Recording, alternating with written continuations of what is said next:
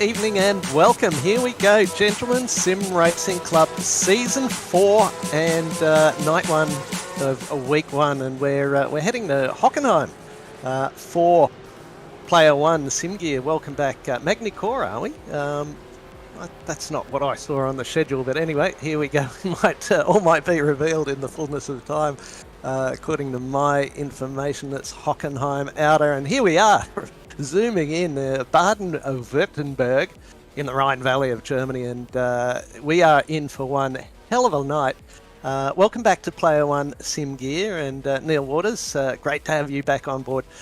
You're not the only bloke who's keen on V8s by the looks of it. It's absolute chock-a-block server tonight, and there's people who have missed out.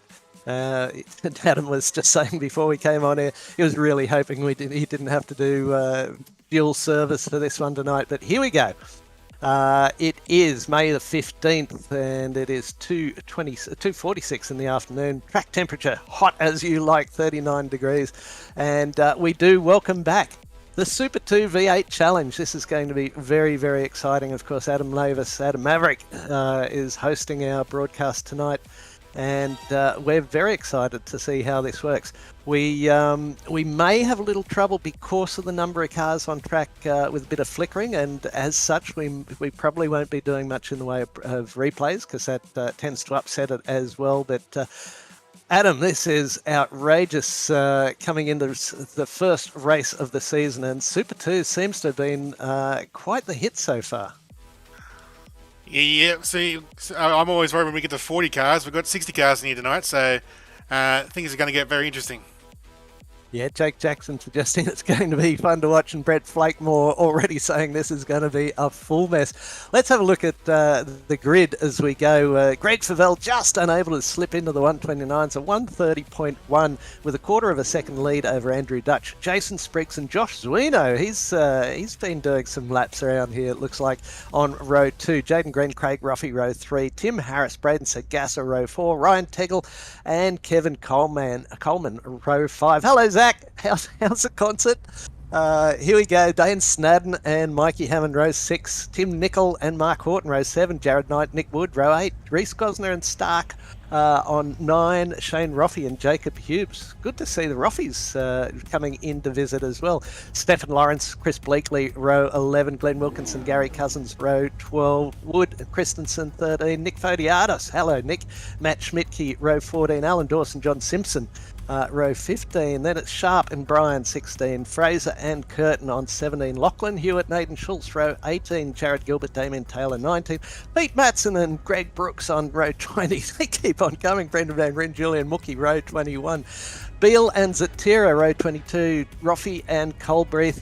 Then Adam Johnson and Greg Lenarzik on row 14. Philip Howe and Greg Spencer, row 15. And doesn't stop there. Ed Zamaro and Marty Mitchell, 26. Tristan Koch, Justin Cott at 27. And Nigel Payton and Jamie Budd, 28. That is a hell of a field, and we've just wrapped it up in time. Bear with us with the flickering, folks. We're going to try and get through this as best we can. Revs rise.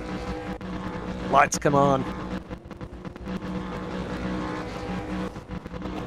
And we are go for season 4 of Gentlemen Sim Racing Club. Hello, Dave D. Good to have you there. And this might be a little bit too much for poor old Adam's system here. It should settle down once they settle down, because it was good for less cars. Yeah, I've got it on draw 20, but for some reason it's still drawing more cars. So iRacing is not helping me, because there's about 2 updates. The first update this year, like in the April, May, it done something, and it made it very hard when you got a full grid to do anything with broadcast. Copy that. Favell's working out well in front, nearly out to half a second lead already over Andrew Dutch. We'll do it as a little bit of a radio call for the time being. Jason Spriggs in third. That's your first 3 as they started. Then Jaden Green's up 1. Craig Roffey's up 1, and Josh Zuino's, he's dropped down 2. Ryan Tegel is up 2 into 7th place. Michael Hammond up 4 into 8th spot. So he is on absolute charge. Tim Harris, the loser there, he's dropped back to... bunch of cars that crashed the hairpin, but we can't say that. Right, yeah, so we'll Come sort on. that out as it goes. I can see Starkey, he's dropped down, or he had moved up. Kevin Coleman's down about 6 spots, and I think it's a little bit further back that the mischief has been. We will do our best. Adam's already done his best to get us as far along. Yeah, I've turned everything to low, and I've even got cars on draw 20, but iRacing is not helping. I can see Zuino dropping down like a stone. He is plummeting. I don't know if we can get the timing tower up, Adam. That would possibly help our viewers at home. But look at the track map. That is insane. It's nearly half a track's worth of cars. And as you can see there, first laps are in the book. Alan Dawson, he's up 7 spots in 22nd. Yeah, doing well. Mikey Hammond's still running in 7. We're looking at Jaden Green, and he's just in 4th place, up 1. Roffey right behind him, and Tegel right behind, a little bit further back behind there. So we'll come to terms with who's where. And we're going to start a GoFundMe page for Adam to get a brand new super duper computer. It's not just like it's a common thing. It's just like I don't know. Yeah. No, I know, and we're doing our best. It's just a hell of a shock to the system to see 60 cars in the server. Quite extraordinary. So round we go. Super 2's absolutely lighting up the server and giving even the server a hell of a time.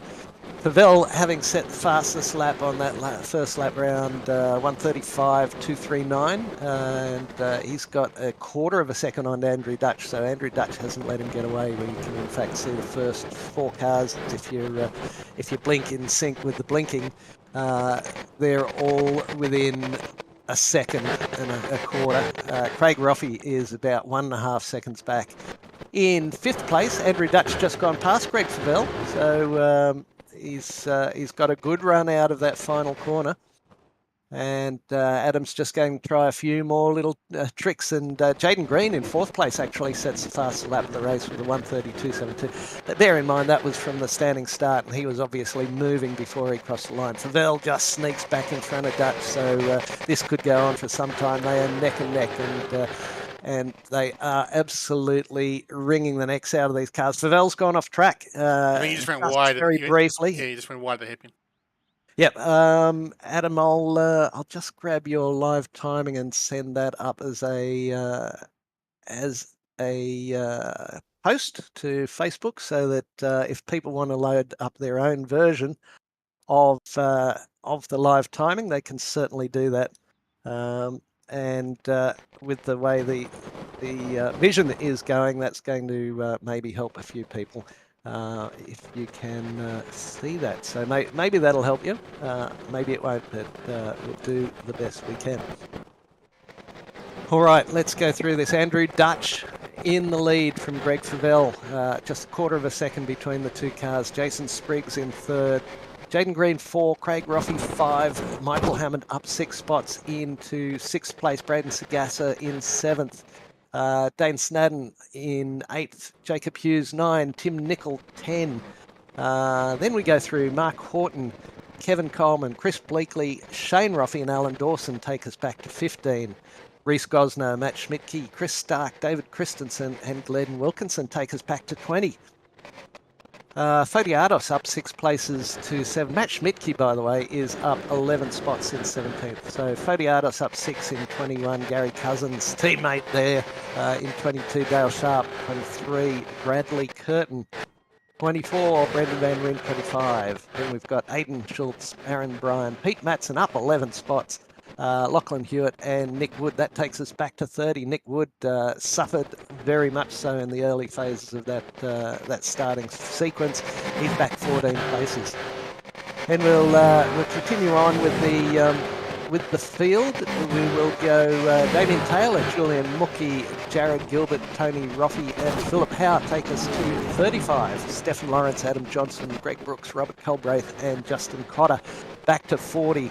Zamora, Lenarzik, Simpson, Patton and Fraser back to 45. Greg Spencer, Kosh, Marty Mitchell, Paul Wood. Oh, Paul Wood, he was in trouble there early on as well. He's down 24 spots in 49th. Brendan's at 48th now. Brendan Zatira, Josh Zuino, Matthew Beale and Scott Craig.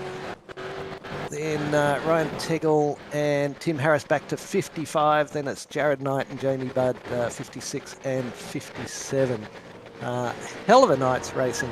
It's just a 25-minute blast, and of course, for those that aren't aware, there's a special Shane Van Gisbergen glitch on the Commodores in iRacing at the moment. If you go into the pits, you'll go up on the jacks and you'll not come down off the jack. You don't even go off the jacks. As soon as it drops a lollipop, he just stays there. It doesn't actually initiate the stop. Just drops the lollipop, and then you're stuck there for eternity.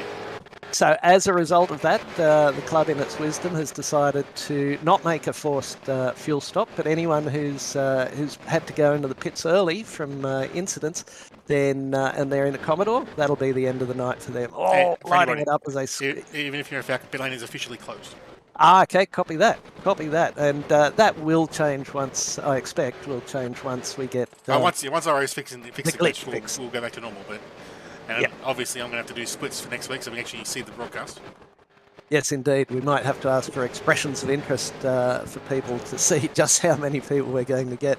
My computer might handle it a little better, and Adam's going to be down in Bathurst, so I'm picking up round 2 and 9, Adam? 2 and 3. 2 and 3. Why did I think 9? Someone else is away 9, probably Zach again. But so as we go, because these cars are basically technically identical within the iRacing configuration, it isn't a pick and stick series, but that's kind of a secondary blessing or curse, because there's not a lot of people who'll flip from a Holden to a Ford or a Ford to a Holden just because that's the colour of their blood.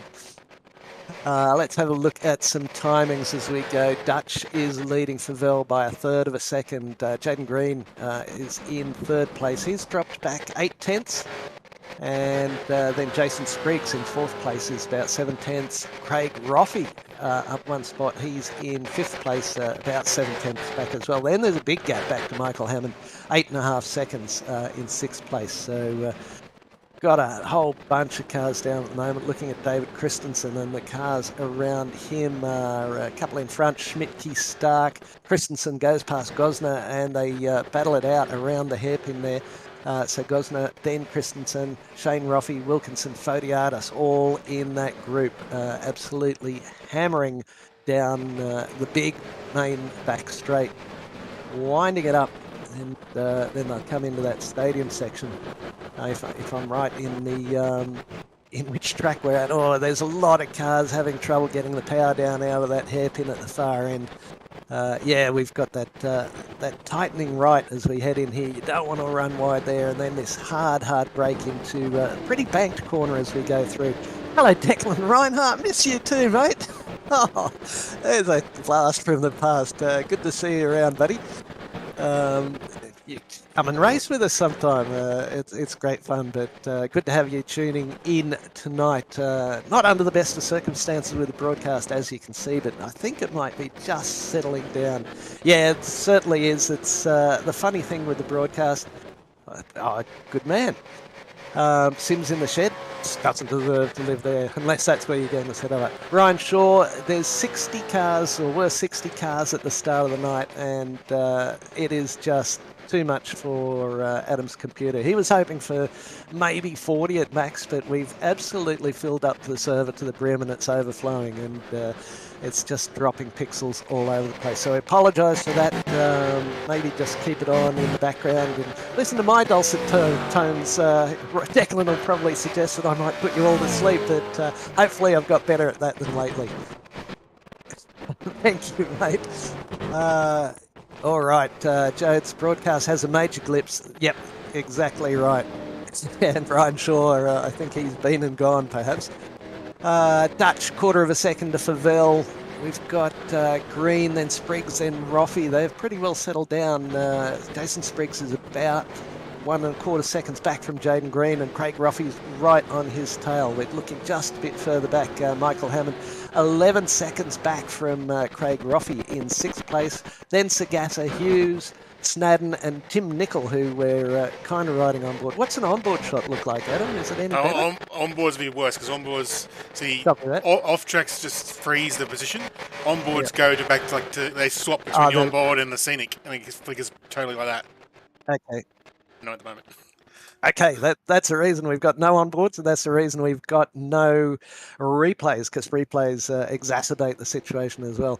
Gary Cousins moving up. Looks like there's been an off. Alan Dawson's having a big drop down the field. He's down in about 29th and plummeting.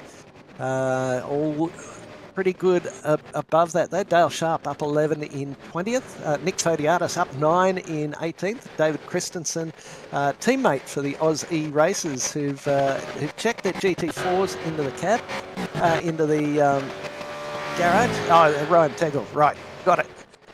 Yeah, punted in the hairpin. Wouldn't be the first time, won't be the last time that ever happens around this track.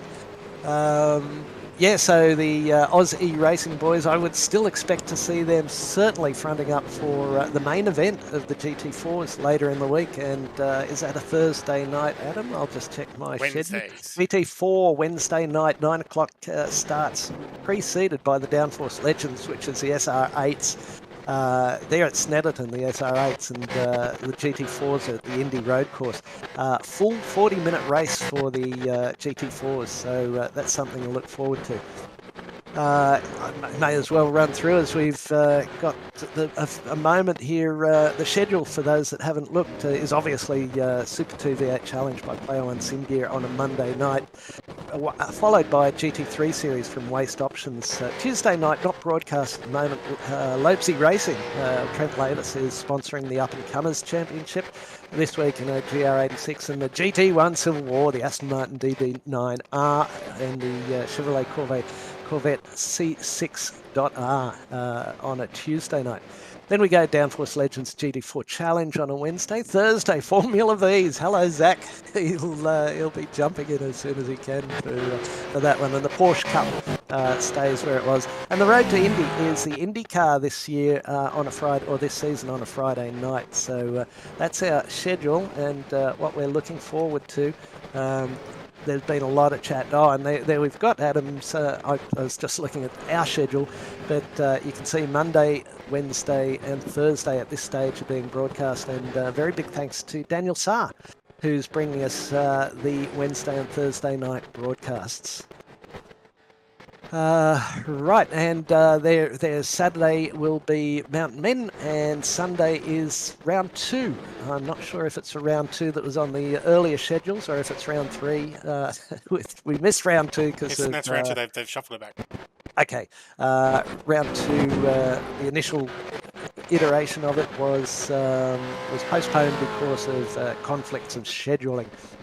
And that's racing around. There's pages of Gentleman Sim Racing Club, and you might also notice a new graphic, new sponsor up in the top corner or top banner up there. M-Wave. They're a really good online and bricks and mortar shop for all your technology needs. I've bought quite a few hard drives and graphics cards from them in the past. So there will be a what is it called, Adam? A link that you can click on for M-Wave, and there'll be a discount, I should imagine, and some money. It's just a link on our Twitch and on our Facebook and our Discord page. There's no set discounts. It's just a link to the shop. But anything you do buy through the shop supports the club. But if you do have a chat to Daniel Saar, if he can, he might be able to hook you up. So just have a chat to him. He's our connection to M-Wave. So just chat to him and see what he can do to help you out. Geez, he's been a good acquisition by the club to pick up Daniel with his broadcasting, his commentary, and his corporate connections. Look at this. Tim Nicol was steady on screen for about half a second there. Nick Fodiatis just slipping back a couple of spots. Gary Cousins even further. I think Cousins and Fodiatis might have had a little moment, the teammates, but we'll go back. What are we? Just over half race distance. 15:52 into a 25-minute race. And we have got Dutch out in front of Favel by half a second. Favel probably conserving tyres, because this is quite a long run for the V8s, and normally you'd be in and have a pit stop and get some brand new tyres on. Can we see the track conditions at the moment? Because track was very hot earlier on in the afternoon, 39 degrees, and this is a fairly low grip surface, so these cars will start to struggle later on in the piece. I would think in the next 5 or 6 minutes you might see a few more, or not see a few more cars going off, but we'll try and keep you appraised. Just a third of a second between Dutch and Favel. Looking at Jaden Green, Favel in fact just moves past Dutch, so into this stadium section. Then we've got Spriggs and Green. Spriggs is about 1.25 seconds back, and Jaden Green just over half a second back. So just in front of Green here, we've got Spriggs. Then we go 1 second and a bit to Craig Roffey, and then Michael Hammond has made up a little bit of time. He's only 9.5 seconds back now. That was out to 11 or so. A wild moment there for Green. Green, yeah, he's still in that vicinity of Spriggs. Braden Sagassa is right on the hammer of Michael Hammond, just 7/10 of a second. Then it's starting to spread out a bit. Tim Nicol, who we saw before in 10th place, right with Dane Snadden, and some good movers and shakers up and down the tower. If we look there, Jacob Hughes up 12 spots in 8th place. Bleakley up 10. Oh, there's a couple of cars wide. Locked up. SimSport did not lock up in there, so that's a great move. As he got in and around. Someone is off around the back there of the hairpin. Who else have we got? Bleakley was up 10. Matt Schmidtke up 13. Christensen up 10. Sharp up 12. And Curtin up 14. Now Hayden Schultz, who's doing a bit of commentary around the club as well, up 15 spots. So some big movers and shakers around the traps. Nick Fodiatos dropping down the field, now down to 25. A real stalwart of the club and one of the original members. What are we up to now? Round 15. There was someone just pulling off to the inside 15, by the looks of it. Season 15. And if you think that's 3 months each, then that's a lot of time since we started, or the club started, and I joined in about season 2, I think. It's Fodiatos' full record. Oh, in the blue car. Normally he's in the red. That's it looks like Nick's had enough. I was saying that to him last night because I was saying, I'm used to seeing him in red cars. My favourite colour is blue. You keep driving the red ones. Exactly. So that gives David Christensen, he's more in a maroon, I would have thought. Candy apple. Anyway in the GT4. Right, candy apple red. Yeah, the metallic, there's the flat red which Nick runs, and then the metallic version which is more of like a candy apple red. Right. If we look back in the field just a little bit, Chris Bleakley in 12th spot. He's got about 4 cars. He's got Stark, Gosner and Schmidtke all right on his hammer, and that's probably the biggest pack for the moment. But Tim Nicol doing a good job here in 10th place. Coming up to the 20 minutes, so look for a few more cars locking up, and of course the Nick's still on track, because he, I don't know why. Because if he goes into the garage, he'll never leave there either. I wonder if it's part of the glitch, because there's another car on the outside of the sweeper. Mm-hmm. I'm just wondering if part of this thing is not taking the cars away. Copy that.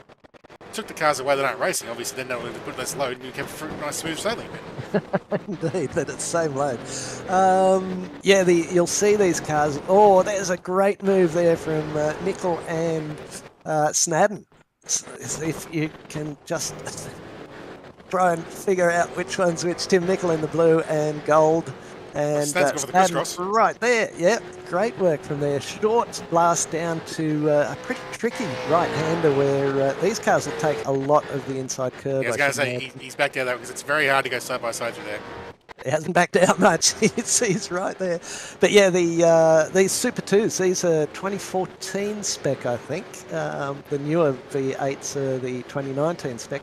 But these cars will lock or show the front right, or inside front, I should say, locking all the time just about. We've gone open setups with these cars because if you use a fixed setup, you can't even adjust roll bars and brake bias, and that is absolutely critical to running these cars, softening them off and tightening them up as needs be. Fabel now in front of Dutch by 3/4 of a second. So looks, oh, here comes Snadden again on nickel. Looks like Favel's decided the time is right. He's making big gains on Dutch already. Nearly out to a second, so Favel decided, let's get to lap 21 minutes, and I'll put this hammer down. Spriggs and Green are still going at it. They're about 3 seconds back. And Craig Roffey is 1.5 back from that. Mikey Hammond still in 6th place, 9 seconds back, with Braden Sagassa still giving him a real hurry up. Jacob Hughes a little bit further back, Tim Nicol. Yes, David Kirby. It is 60 cars on track for the start of the race, and it has brought the broadcast undone, but we can still see a little bit of what's going on, and we will either go to split service next week, or maybe a few less people will come and join us. But I think it's probably prudent to go split service for next week, and just another 10 or 20 hours of work for Adam to set up the spreadsheets and all of the things that go with that. As we said, big shout out to Player One Sim Gear sponsoring the Super2s, and if you need any technical equipment that you're not going to M-Wave for, and if you want a little bit of more personalised and probably a little bit more specialised service, Neil Waters there at Player One Sim Gear will be all over it. So get in touch with him, and I'm sure he can help you out with the very best advice. He probably will, David, but I'd like to think he didn't have to do it in his sleep. But he didn't have to do it at all. But what a fantastic outing for the club. Is it enough to get you back in the server, David Kirby? Super 2s might not be your cup of tea, as I know you specialise fairly heavily in the 2019 version of V8s. So we'll just go through it again a little bit. Favel up front, 1/2 second over Dutch, then Spriggs 3 seconds back. Jaden Green there in close company. Roffey in 5, Hammond in 6, Sagassa 7. He's only a 1/5 of a second, 2.2 behind Michael Hammond, and he's been there for most of the night. We finally get a look at the Accelerate Sim Racing car as we go through. And Philip Howe, good to see him still running around, up 11 spots. It's not often you can say running in 38th spot and up 11, but he's just been lapped by the leader, and in a 25-minute race, that's good going by Favel. And you can see we've got just over a minute to go. We'll all be out of our misery before too much longer. I'm not sure why, but this number 23 car seems to be the most solid car in the sim. Is the least flickering, so I keep coming back to him. All right, David, we'll look forward to seeing you some stage around the traps, but good to have you tuning in. And you can't even give Zach a hurry up, although I think he's sneakily got his phone by his side whilst he's at the Delta Goodrem concert. Delta probably doesn't come on for a little bit later, But here we go. I can't see if we are final lap. Thank goodness for that. Hopefully your replay will be a little bit smoother when we get to that point. Heading to GT3s after this, and Waste Options continues to sponsor the GT3s. I don't think Nick will be joining us for that. It's the GT3s from Sebring International Raceway, a 60-minute race tonight. So we'll close this down. Tim Nicol back there in 9th place. All of a sudden it's starting to settle down, but Favel out in front by 0.6 of a second, and then it's Dutch, Spriggs, Green and Roffey. So Dutch is still in touch with Favel, and Roffey is still in touch with Green. Looks like another car letting the leaders through. That's very nicely done by that driver there. You can see Dutch just behind in the blue and white car. Sagassa's All right. Yes, we do, and I mentioned in the Discord you can save your Zach Bingo cards. Oh, car goes wide there, and it's letting Favell through again. Save up your Zach Bingo cards and markers because next week I think you might need some extras because DLS will start next weekend, and Zach will be back in fine voice, I am sure. But here we go, Greg Favell. Brilliant race. He managed that perfectly. Sat behind Dutch for a while. 1 second back to Andrew Dutch. Jason Spriggs 4 seconds back from there. Then Jaden Green in close company. Craig Roffey just half a second back from Green. Then it's Hammond. A good break back to Hammond. Braden Sagassa hasn't been able to do anything to Hammond as they come across the line or about to come across the line. There's Sagassa in the purple, but great racing from them. They've had history. As I said the other week, just about everyone's had history with Michael Hammond. Oh, look how wide in here. Oh, I think it's Christian. Oh no, it was another Nick. blue. It was Nick did get going again. Okay. So we got back to Sagassa, then it was Jacob Hughes. Oh, this track. Nickel. I can't. I just can't. I'll be writhing on the floor in a fit before I look at that lot. Here we go. Sagassa was 7th, Hughes 8th, Tim Nickel 9, Dayton Smadden 10th, Mark Horton, for some reason showing up in red on my live timing, 11, Schmidtke 12, Stark 13, Bleakley 14, David Christensen, top of the Aussie races there, I would say, in 15th spot. Then it's Wilkinson, Shane Roffey, Reese Gosner, and Bradley Curtin, then Aidan Schultz into 20th spot. Schultze up 16, but Schmidtke was also up 16 in 12th. We'll see if there's any bigger. Yes, I can see a 17th for Tony Roffey back there. We got to 20. Yes, he will. Who's Dave D? We'll find out. But Stephen Lawrence, Dale Sharp, Aaron Bryan, Kevin Coleman, 24, Hewitt, 25, Taylor, 26, Mookie, 27. He was up 15, so that's a good game for him. But Tony Roffey looks like the biggest move. Oh, no, he's not the biggest mover of the race. In 28, he was up 17. Greg Brooks in... Dave Dench. Oh, nice. Good on you. The abbreviation was throwing me. You're looking forward to the GT3, obviously. So Tony Roffey 28, Brooks 29, John Simpson, president, finished where he started in 30th place. Paul Wood 31, Gilbert 32, Zatira 33, Maddo up 5 spots in 34, Greg Lenarzik up 13 in 35. But Nigel Patton, well done to you, sir. Again, you don't say it very often. It's 36th spot, up 19 places. So that's a great move from him. Followed by Philip Howe. I've just moved that. Tristan Koch, Michael Fraser, Josh Svino, Greg Spencer, Marty Mitchell, Adam Johnson, Scott Craig. Then the lapped cars were Zamora, Fodiatos down 3 laps, Beale down 3, Calbraith down 6, then Rin down 7, Cotter 7, Cousins 7, Dawson, Wood, Tegel, Harris, Knight, and Budd. That was the way. The last couple did not finish, but Greg Favell showing strength in probably one of his favourite cars. He'd probably prefer to be in the new V8, but certainly no slouch in the number one car, number one position here tonight. We've got a couple of people jumping in, and Chris Stark's joining us. Chris Stark, welcome to the evening, and we've also got Andrew Dutch. I'll start with Starkey. How's your night out there, Starkey?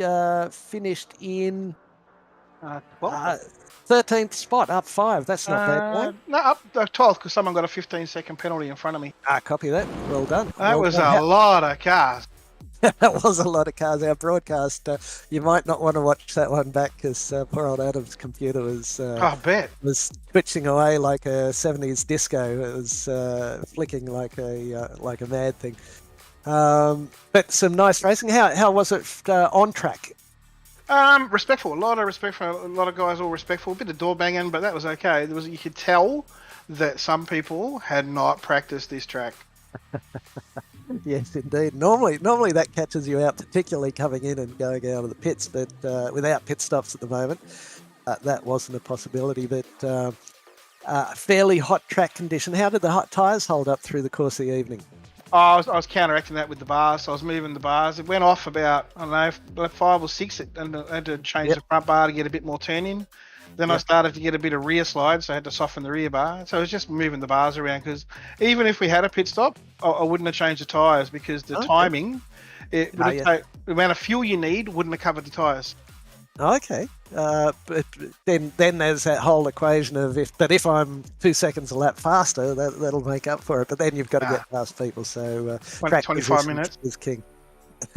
Yes, true. We managed to recruit another driver to Locked Up Sim Sports. You would have seen a young Jaden Green out there. He's pretty quick. Jaden Green, up in 4th spot. To be honest, we didn't see a lot of anyone out there, but it was seriously flicking like a mad thing. But it's Locked Up Sim Sports. His team is growing. How many in the team now? 6 or 7. 6 or 7. And who's head of Locked Up Sim Sports? Myself and Ryan Teagle. Teagle, right? Yeah, he went out early on. He took a really hard hit at the hairpin and wrecked his car. So, as I said at the time, not the first to have that happen to him, and certainly won't be the last. Yeah, you can see a lot of people braking at the 150, and I knew they weren't going to stop. You had to brake about the 180, and in the tow, you had to brake a little bit further back. Well, just because someone's right in front of you as well, and it's behooves you to be a little cautious, certainly early on as well. But good to see you back around the traps, Chris. And you're lining up just for the Monday nights, or have you anything else tickling your fancy? Nah, at this stage, it seems to work with my roster, because I'm going to night shift tomorrow, so I won't be able to do 3 night shifts. So I'm going to miss a few of the races. So Monday night seems to work for me at the moment. Okay, and perhaps an interloper from time to time when things line up for you in the other classes. Excellent. You're a bit of a fan of the SR8s, if I remember correctly. I do. Actually, I am. Yeah. Well, that is Wednesday night. Wednesday night, leading into the GT4s, but every Wednesday night it's the SR8. So well done to you, mate. Terrific having you in the server, and going to have a crack at GT3s, or is that it for tonight? I don't know. I'll see. I'll go and look at the GT3s, but I just want to do V8, so I might load up the next round and jump in there with the nephew who lives in WA, and we'll do some laps. Okay, yep, Sebring. So I should have said that before Nick Fodiatis joined the server, because we'll probably have to put the 7-second delay on. But thanks for joining us, Chris, and jumping in so quick into the broadcast. Good luck with work, and hope everything goes smoothly, as we always do, and it's great to have you on board. No worries, boys. Have a good night. Right, Andrew Dutch, we'll have a look at you. You were second place in a great battle with Greg Favell. I wonder if he was quite happy to sit behind you for a big part of the race, and then jump in and just take over towards the end. But how's your night out there, Andrew? Yeah, mate, it was good. I sweated up a storm after that. Greg got pretty big in my rearview mirror a lot of times. So, I made a mistake with I think it's about 30 minutes to go coming out of turn 8. Gassed it up a bit too much on the ripple strip coming out of 8, and speared off into the grass. So, second's good for the first round. Excellent. Yeah, there's so many error inducers around this track, aren't they? Turn 1's a regular. These cars probably a little bit more forgiving with that inside curb, but down to the hairpin, both entry and exit of that, and then into the stadium section, and it's a real challenge, I should think. Mate, the hairpin is probably one of the scariest corners on that track, because you're concentrating so hard on getting that corner right. Yep. You're not really looking in your rearview mirror, so you're trusting your crew chief to tell you if there's someone up beside you, and you just every time you turn right there, you're just waiting to get hit from the side. So no, it was good. Up front, it was really clean. I think the biggest problem myself and Greg probably had was navigating traffic towards the end there. People tried their best, but obviously with 57 odd cars on track, it's going to be difficult. A few times there, I had to hold my breath because my shifter wasn't working properly, and I was trying to downshift into the hairpin. I'm like, oh no, just stay out of the way. That's the voice of Greg Favell joining us there. That's 1 and 2, obviously having a good time. But did you enjoy your evening, Greg Favell? Yeah, I realised tonight that we're probably going to have to start doing a little bit of practice before we jump into the servers from here on in, because it's a bit of competition this season. Yes, indeed. And we had a few teammates actually miss out because they got on too late. So yeah, it's a rarity that we fill up a 60 slot server. Adam's already thinking he'll probably set up next week as split servers. Yeah, just probably a good idea. because of the demand, and also because his computer really couldn't cope with the number of cars on track. It was absolutely flicking like a mad thing. But good to see Super 2s on board. And would you have preferred it to be the current V8s, or are you happy for it to be Super 2s? I personally want to get back into doing more like races in the current V8, but I'm happy with these as well, so I don't mind either way. Excellent. And you, Andrew? Yeah, look, mate, either or, to be honest. I think, these Super 2s are a lot more forgiving than the current supercars on iRacing. Yep. So, yeah, I think a lot of people find them easier, and I think that's probably one of the reasons why there was such a big crowd in tonight, is they are a lot more forgiving to newer people driving these cars, so... Yeah, that was going to be my next question, is what is the significant differences? And it's just a little bit better under braking, turn-in and acceleration, would you say? My biggest one's acceleration. So getting on the gas a lot earlier, even though, I came off at turn 8. But, yeah, no, I find that, when you get on the gas, if your setup's not right in the ZV or the Mustang, you're really fighting the tail, and these things, they are just a hell of a lot more forgiving. So I personally like them. I'm glad that, the guys have done another season of these. Yeah, brilliant. I'm going to thank you both for popping in, and really look forward to seeing what the rest of the season is going to bring us. Next week we're at Monza. So that's going to be a lot of fun as well. A lot of hard braking, a lot of accelerating as well. So a lot of drafting. Yes, indeed. Yes, indeed. So we're looking forward to that, and I really thank you for popping in, and also thank Player One Sim Gear for sponsoring this series. It's great to have them back on board, and we thank them for their time, as we thank you for your time. So we look forward to seeing you again around the pages of the Gentleman Sim Racing Club. Thanks, boys. Thanks, fellas. Awesome. Thanks, mate.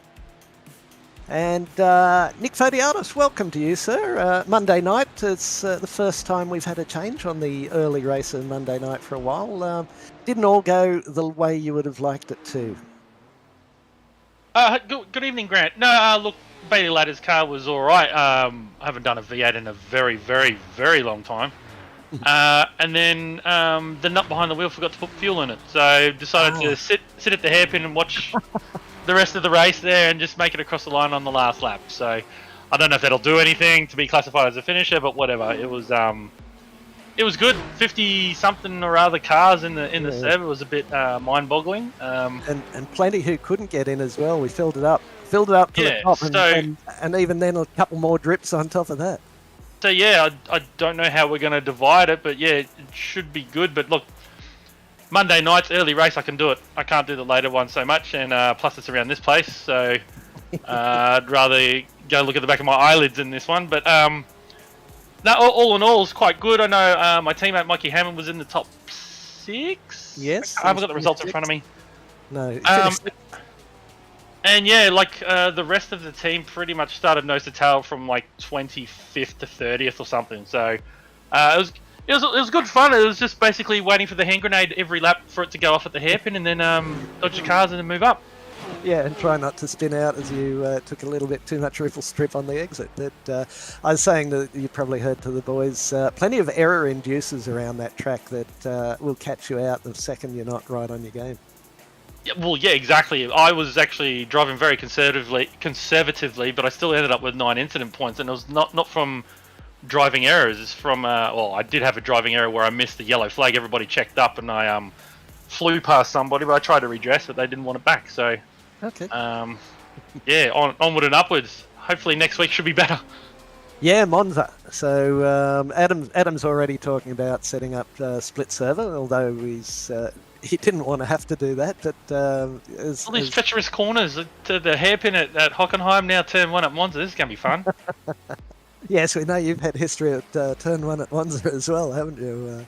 On more than one occasion. Well, I mean, you gotta make it round the corner, but if somebody's stopping you from making around the corner and flicks you off, I mean, what can you do? So, Lewis Hamilton, Verstappen style. So, yes, bring it on. Say the more the merrier. Excellent. No, so you're planning on doing the season as much as possible? As much as possible, where I can fit it in. Tomorrow night we'll see what time GT1 ends up staying up until, because I do have an early start on Wednesday. GT4, it's touch and go. It all depends on the timing, because if I can't make GT4, I have to do the radicals beforehand. Right, yeah. GT4's 9 o'clock start with a 9:45 projected finish.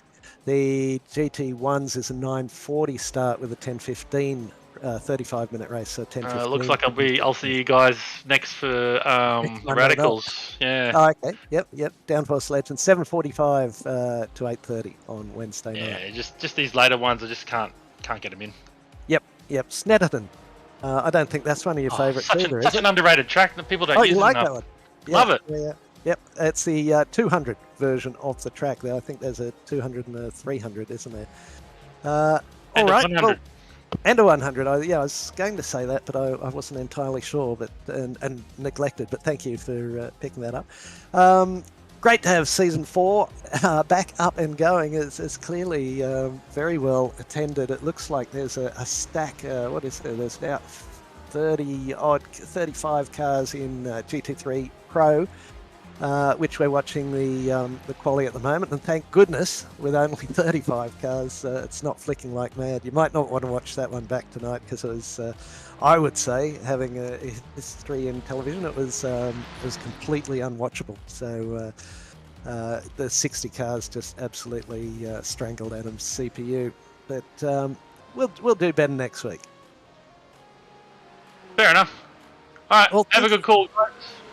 Thank you very much, and thanks for all the work you do around the club on the committee. Good to have you in and going for season 4. And by the looks of it, you're hale and hearty with well and truly over your previous injury, are you? Just on a personal note. Oh yeah, long forgotten. Excellent. Long gone. It's funny, isn't it? Those sort of things, that and COVID and things like that. That whilst you're in the middle of it, it seems interminable, but once they go on, it's just like, oh, that was no big deal. But thanks for popping in, and you threw me as you threw Adam with the blue car, and we believe blue's your favourite colour, but you've run red on a Monday night for 1,000 years, I would have thought. But we just have to make sure it's not you or Cousins or Wood that we're talking about. With extra responsibilities now, because Bailey Ladder's committed for another season. Yeah, I thought it'd be best that I run the actual corporate colours. So are you guys running different wheel colours or anything distinguishable? I have no idea what those guys are doing. Well, maybe you should. Can I just suggest that very politely and discreetly? Fair enough. Three cars, and you're all so often in the very close company. Cousins, Wood, yourself. Is Christensen running blue or red? Well, he's in a Holden, and the paint is still being produced by 1P Wood, so it should be next week. Copy for that. The Holden drivers. All right, mate. Well, thanks for popping in. Enjoy your week. No worries. And, thank you. And we look forward to next Saturday evening, don't we, at 2 a.m? What we do. You'll find out. Talk to Zach. Righto. He'll tell you all about it. Something about 112 years. Fair enough. Anyway, good on you, mate. Cheers. Catch ya. Hooroo. Alrighty, so that is it for the GT4s, and thank goodness the flicking's gone. If Adam, you could just refresh your Discord for me. It's very pixelated and probably still coming to terms with that early part of things. You're going through a lot of little bits and pieces I can see, but we are in GT3 Pro tonight. We are at Sebring, and or Sebring. I think it's Sebring because there's only one E, but it's American, so it could be anything at all. And it'll be interesting tonight to find out who's going to run the new Ferrari. They all report it's a little fragile. It's talky, one little touch and seems to be smooth falling. So very interesting. Have a look at the timing tower. We've got Ferrari, Ferrari, Ferrari. Banana in a BMW. 1, 2, 3. 1, 2, 3. Hopefully not. I'll again check my bits and pieces. Let's have a look at Discord and see what it's doing. But you can see the oh, Matty Dench. I didn't do anything. Hello, David. Welcome along, and good luck to Matt Dench. Absolutely, good luck to Matt Dench running the Ferrari. So no great surprise there. He's obviously given it a go. We're looking at Greg Brooks, and if I'm not mistaken, that's still a Porsche. But I haven't even looked at the new Ferrari. But what's he put on? He's put on 4.5 tenths over Oscar Glissett with a 157.769 in quali halfway through. And if we could have a look at track info there, Adam, as well, we may as well go through some of these bits and pieces at the end of quali. We'll do our regular look at sponsors and where we are. But September 24th, that is yesterday, of course, 8:51 in the morning. So no wonder it's just 21 degrees. It's cloudy. 1026 hectopascals for the barometer, so that's indicating a nice high pressure cell. So this could be settled weather. 20 degree ambient, 21 degree winds from the east at 92 degrees. 19 metre altitude, 5.8, close enough, track length, and it is in the city of Sebring, and 60-minute race tonight. Right, we might pop the timing tower up so people can see as quali goes on, and maybe just take a couple of minutes off and give my little voice a rest and a little sip of water or two. We'll keep this on as we go, and we'll join you back with commentary much closer to the end of quali, and we'll preface this fantastic race. There's the new Ferrari running around there. And we'll jump into night one, week one, season 4 of the Gentlemen's Sim Racing Club, and be back to you very shortly.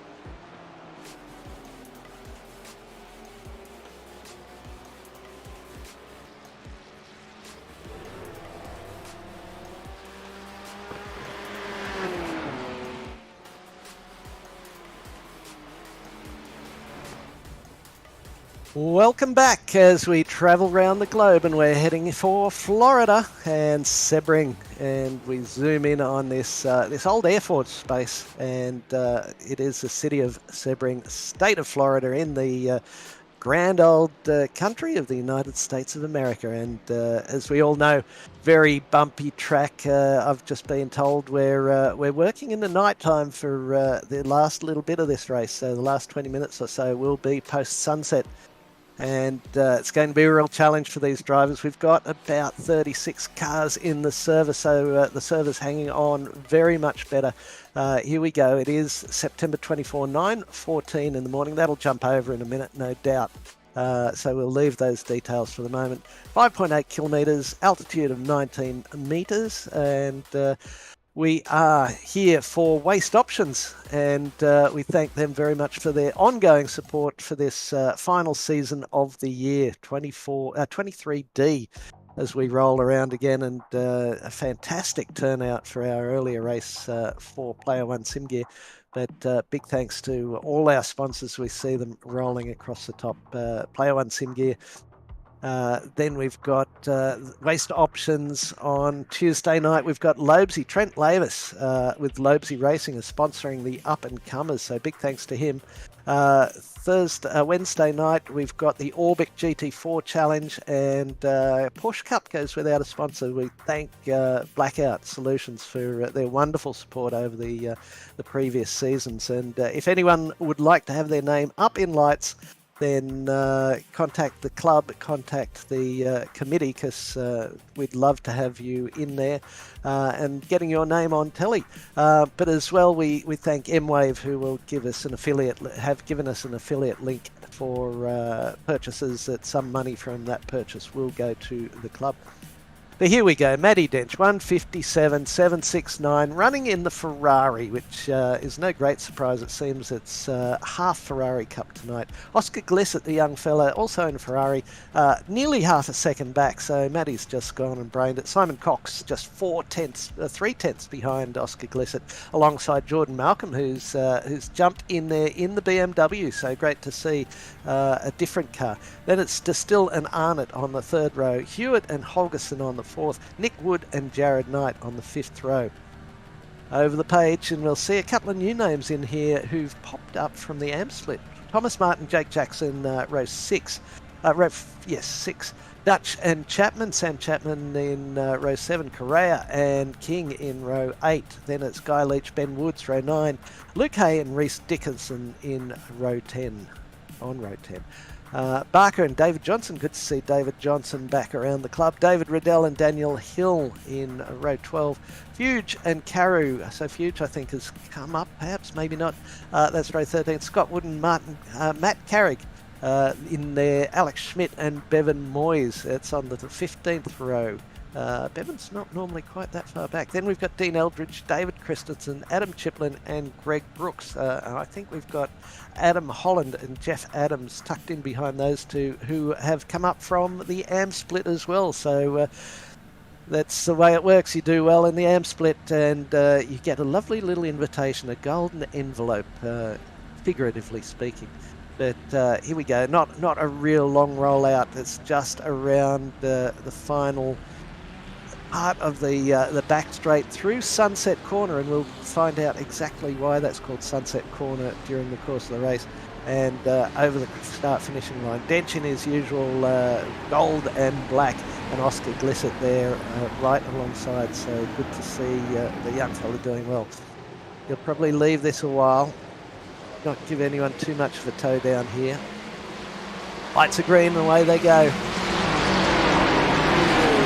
Thank goodness the server's hanging on to this and we haven't got the flicking. This looks very, very tight coming into a wide bend that's really tricky, especially on cold tyres to get through there. Look at Edge, he's just leapt out nearly a second lead already.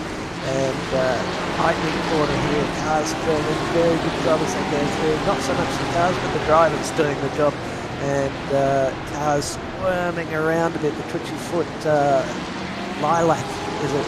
Magenta and black, looking good out there as they head it around, looking at Brett Barker in 28th spot. But Dench jumped out into the clear.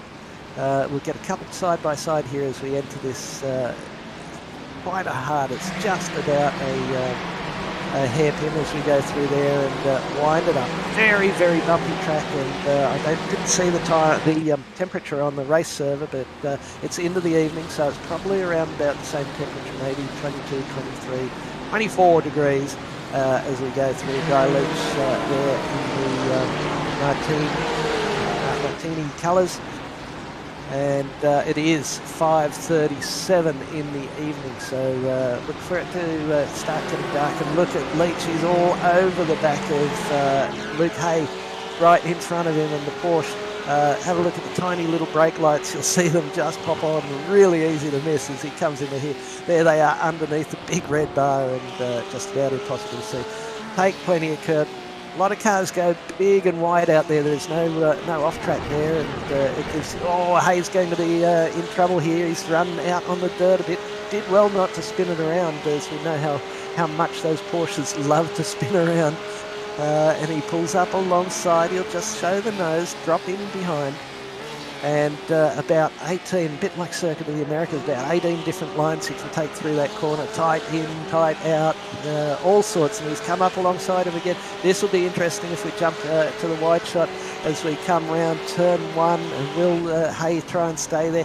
No, yes he does try and stay there, but as does Guy Leach. Leach, and that's so close between the two cars. They went through there. Very nicely done by the two boys, and all of a sudden he's under Luke Hay is under assault from Reese Dickinson.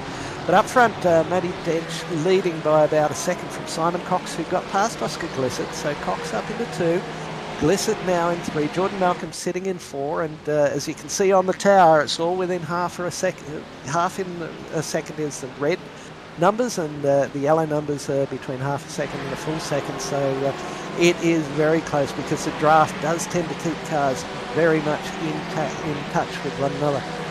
Matt Carrick looked like he had a little moment coming out of the hairpin back there, and he's right on the back of car goes round. That's Luke Hay, I think, was it? And now he's tagged a couple of cars in there as well. Just keep your foot on the brakes. Off the track he goes. So we'll have to see if there's any thoughts of. And his car's stuffed. It's crabbing along there like an old old blue swimmer, if you will, and that was terrible for Luke Hay. We didn't see quite what happened, but we should be able to see replays this time, Adam. How about that? So look at Hay, and that was Dickerson, I think. No, who was it? Yeah, a little touch on the inside, so he was assisted in that. Oh no, he should have kept his foot on the brake, so I reckon we might get an unsafe rejoin out of that. If he stayed where he was, he'd be right there, but rolling forward's probably not going to help his scores. No, I think that's a bit of a cut and dried one. Simon Cox sets the fastest lap of the race. He's 1 second behind Denchi, so he'll just be in that draft. He's got about 0.2, 0.3 of a second where it will no longer give him assistance, but it is less assistance than if he was closer. It's down to 9/10 now. Oscar Glissett's staying in touch with Simon Cox as well. Now, Matt Distill's got through Jordan Malcolm as well. We're looking at the BMW there, and he's followed by another BMW, surprise, surprise, of Glenn Arnott. So quite a good representation of BMWs in there this year. Jake Jackson has set the fastest lap of the race down in 13th spot, 1:59.335, no doubt, with a little bit of assistance. But we're only now just starting to see a couple of white numbers pop up on the timing tower, so that means they've dropped out, or just about to drop out of the draft as they get that little bit further behind, but the very close company of the cars in front, if they start to battle, will draw those cars back into close proximity. Great to see GT3's back on track, and it is a little off-putting having a car other than a GT4 on the preceding race, but if you didn't see the Super2 car show before this, I recommend you don't go back and watch it. It was fantastic. There was 60 cars in the server to start, but as such, the broadcasting was pretty unwatchable. But it was more of a radio call, and I don't do nearly as good a job as Zach Caven. But here we are. Cox now just on that 1 second. Just that 1 second. He'll want to sneak that back as much as he can. Top 4 Ferraris and 2 BMWs, 2 more Ferraris, a BMW, and first Porsche's in 10th place, and that is Thomas Martin. The interesting thing here is, as much as it's a brand new season, brand new cars, the top 5 is still basically the top 5 from last season. So these guys, and they're just resuming the battle and taking it on to another 10-week battle. Absolutely. 1.3 second now, Simon Cox. What do they say? The more things change, the more they stay the same.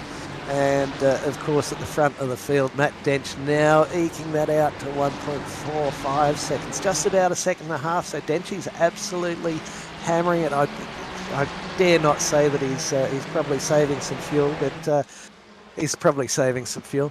Matt Distill picks up the fastest lap of the race, 1:59.303, and he's just a third of a second behind Oscar Glissett. So Oscar's there in the twitchy foot. And there's the Matt Distill in the car right behind him. Has his train from second all the way back to 13th, I think it is. Yeah, absolutely. Yep. Yeah, it's very much a draft. Luke Hayes in the pit, and I think he's been in there for a very long time as well. No fast repair, Adam? One fast repair in the regular races for the pro guys.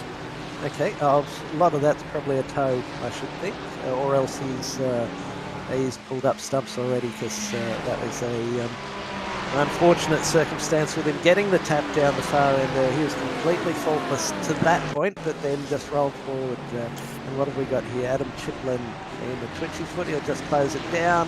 No, it's tricky. Just a little tap. I'm not going to hold the car behind him to blame for that. Oscar Glissett's just got back past Simon Cox as we speak, and look at these boys go. Glissett and Cox or Cox and Distill in the same team. I'm not familiar with those dark red colours. That's the barbecue, Aussie barbecue guys. There you go. Barbecue Motorsport. Excellent. Oh, now I'm hungry again. I've had dinner, I'm hungry again. So that's Distill with Cox. Glissett now 2.5 seconds behind Matthew Dench. Matty Dench didn't think 1:59.303 was anywhere near fast enough for Matt Distill, so he sets at 1:58.837, a full half second quicker, just to say, I'm back, boys, and this Ferrari's working a treat. Good on him. looking at the cars as well, we've got Jake Jackson in a Mercedes back in 12th spot, and Andrew Dutch in one of our very few Audis out there, if not the only Audi out there, in 13th spot. Yeah, Jesse, he's not had a good start to the evening, I'm afraid. He's had his pit stop. He's back on track, so we'll see what he can do for there. 60-minute race. He's obviously had a fair bit of pace, so we'll see what he can do from there. Wish him well. Bevan Moyes is now in the pit. Oscar Blissett, this will be how he gets through. So it looks like Cox has either had a slow down or he's made a mistake somewhere. Yep. Or he wants to play some team games, because that was nothing on behalf of all credit due to Oscar Blissett, but he didn't do anything to get that overtake apart from being in close proximity. Andrew Dutch there running in the Audi, the white car, it's right in the middle of the screen, screaming V10. We've got that 12 to 13 car train at the front. We've got this another half dozen train back here at the back. Yep. Yes, we do. And that's running from 22nd back to back to 26th or so. So it's actually probably even longer than that. Just the gaps look longer on the timing tail than actually are on track. Look at it. There's just cars everywhere. Yes, indeed. Yes, indeed. Big, long drag strips on this racetrack. Really, two very distinct parts to this track. The long straights, as I said before, a former Air Force base. Or certainly an airport. I would imagine it would have been an Air Force base in Florida there.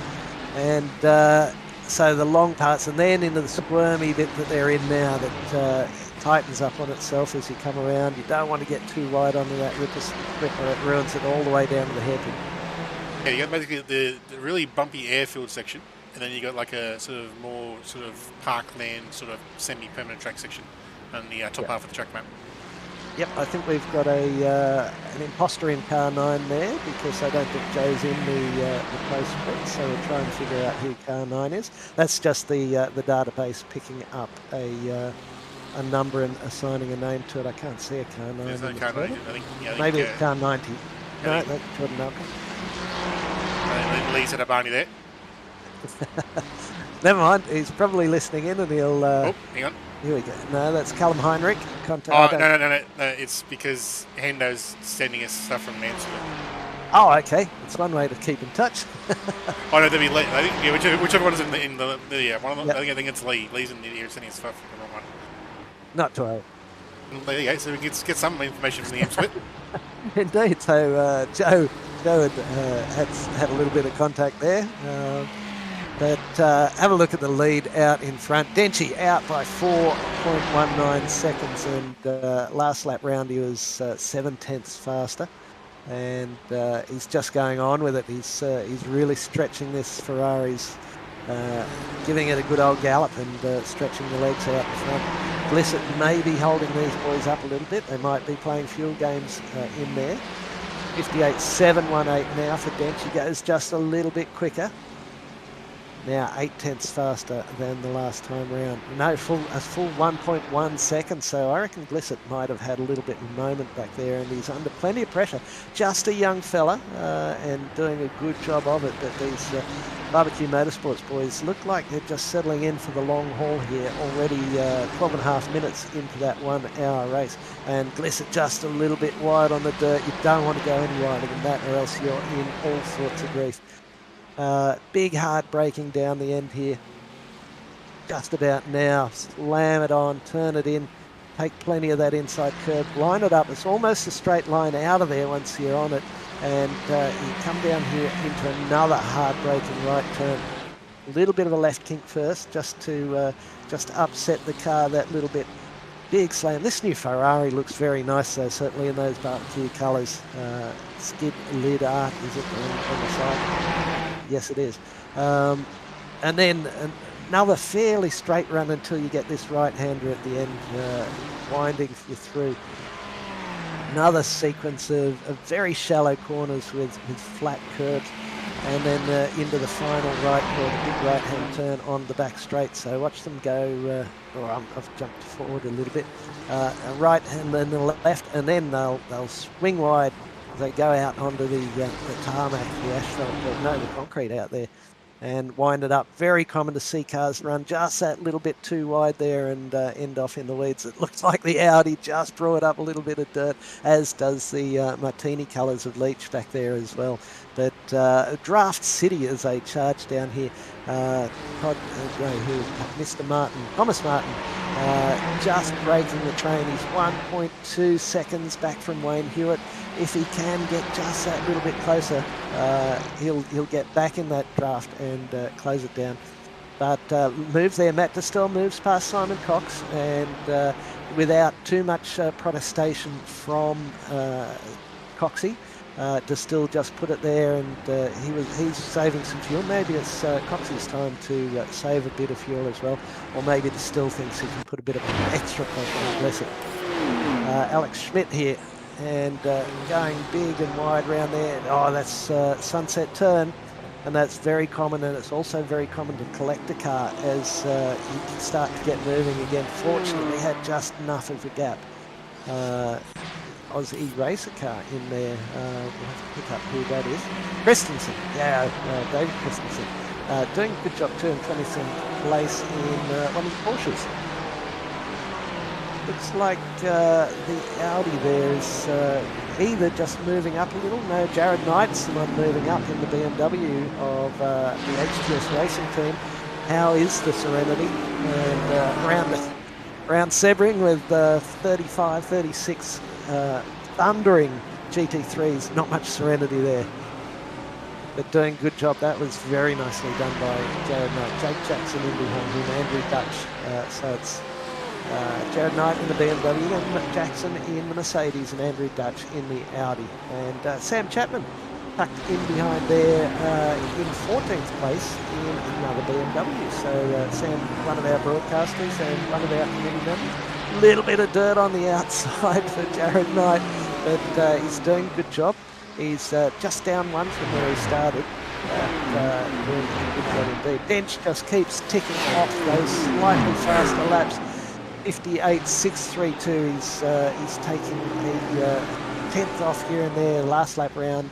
First time he hasn't lit up purple for a little bit, but he was a 58.727. Oscar Lewis was a 59.567, so that's 8 tenths. And then Matt Distil was about 3 tenths quicker than Glissett, and he is putting Glissett under a lot of pressure.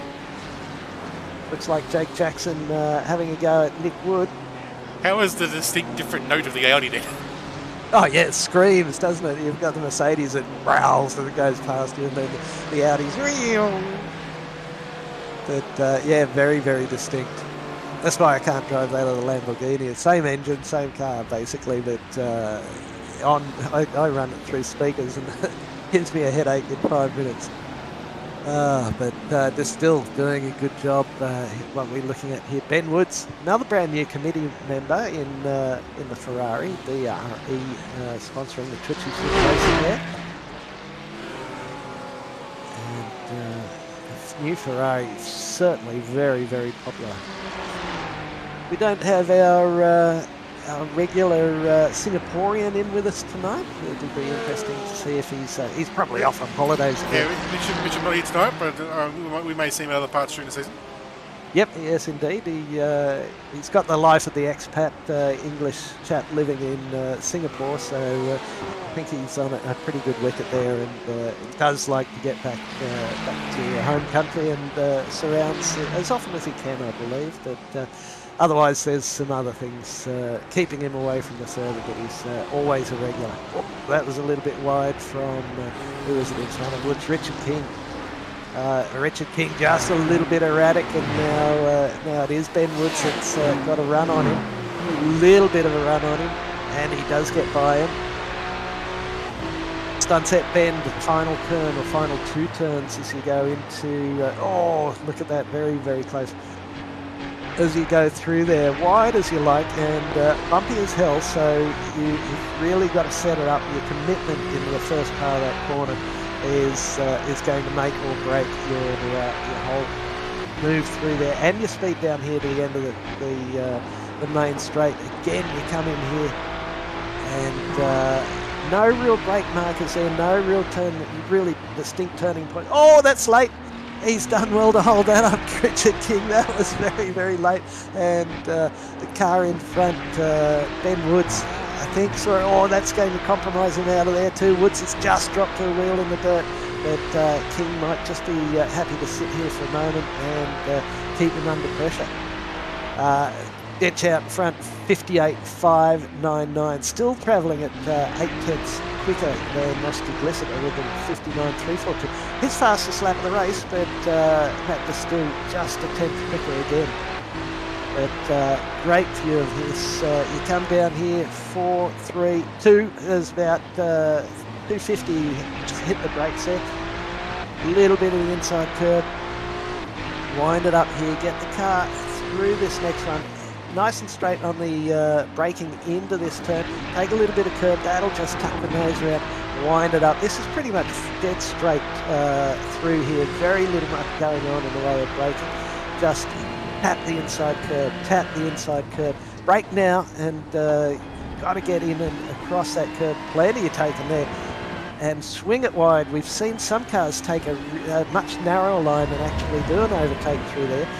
But King sitting right on his hammer and giving Ben Woods all he can think about, because Woods just got by him recently, and now King's going to maybe just try and save a little bit of fuel, although he's hard on the hammer all the way through. Here we go with Glissett and Distill. And Distill's taken that title line through turn one, and just slipped by. That gap out to Dench is 8.4 seconds. So I think Distill thought that's getting just a little bit too much. We're going to have to close that down if I can. Cox has dropped back a bit, so whether he's on a fuel save and he's trying to get an extra lap, but on a 2-minute lap, very, very hard to save a whole extra lap. Here's Ben Woods. Just as we crossed away. Just as we went away. Yeah, so that was King, was it? King in front, and Woods was behind, I think. Yeah, and Woods has just let it slip, and that's where I was talking about committing into that corner. We've got David Johnson's been in and out of the pits, 39 minutes to go. So that's going to be a second stop and a splash and dash for him there, and we'll probably start seeing quite a few of them popping in. And so I would say... Yeah, David will be splitting his doing 3 20-minute stints, because the cars can do around about 24 to 26 minutes of fuel, depending on the track. Okay, yep. Right, so interesting observations there. We've got a great battle here. This is Jordan Malcolm in the purple car in 5th place, just in front of Arnott, Holgerson and Hewitt. So a battle of 4, and Malcolm's right on the tail of Simon Cox as well. So Cox has dropped back into that pack, and look at them saving juice as much as they can through here, staying in touch as much as they can. But we'll have a look this time round at what Distill's lap time is compared to Matthew Dench's lap time.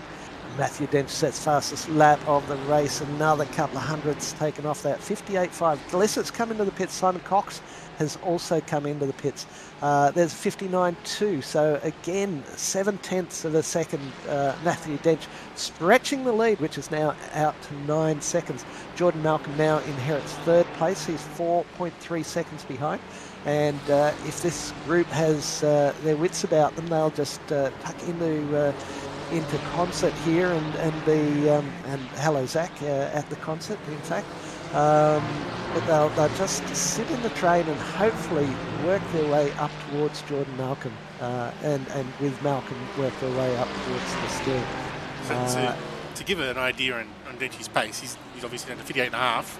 There's only Jake Jackson's the only other person to sneak a 58 with a 58.99. Everyone else is in like the sort of the low to mid 59s or 2-minute mark. So Denchi's just in a league of his own. Absolutely, and that's no surprise to anyone who's been watching the Gentleman Sim Racing Club on any night that Matthew Dench races. And he even was generous enough to do like a big setup dump into the Discord for all the members. So he's sharing some setups. Whether they are the right one, like we would have to hope that Denchi's up front and give us the good one, but you never know. There might be a little funny games in there.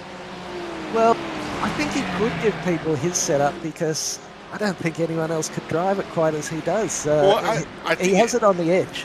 Yeah, because I was saying to some of the guys now, I think like the thing with car setups is whoever sets the setup up is usually going to be best for them or people with similar driving styles, because everyone has their own way of driving the car, and sometimes the setup might be able to get time X, but if it doesn't mesh with your driving style, because it just makes you uncomfortable, you're not going to get that time.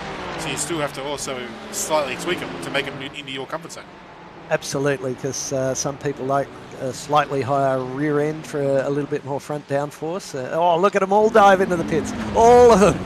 That's about your limit of 24 minutes. And it'll be interesting to see who goes through there. But Matthew Dench also came in out front. When we're talking about lap times, Matthew had done a 1:58.5, Distill had done a 59.2, and then all the others were over the 2-minute mark. So Kai's going on. Someone's missed their pit box as well. Yeah, I think it's Jared. Yeah. I think it was one of the two Angry Pepper ones, and also Jared missed it by a lot. Yes. Out they go. Some of them going. Away they go. Dench has got a 12-second lead. We'll see that those times settle down as we go. No one continued on at that point, but everyone came in, certainly in that front dozen or so. So Denchi with about a 12.3 second lead. Jordan Malcolm just 3 seconds back from Distill, so he's made up a little bit of time through that sequence. And we've still got Glissett, Arnott, Cox lost a couple of spots in there, so he's back to 6th place now. And then Nick Wood is 2.9, 3 seconds back. Oh, there's a little touch. Doesn't quite upset either of them, so that was Glissett on Malcolm. And if Glissett's smart, he'll just let Malcolm try and draw up to Matt Distill as much as he can. Because the more Glissett fights him, the further back they'll drop.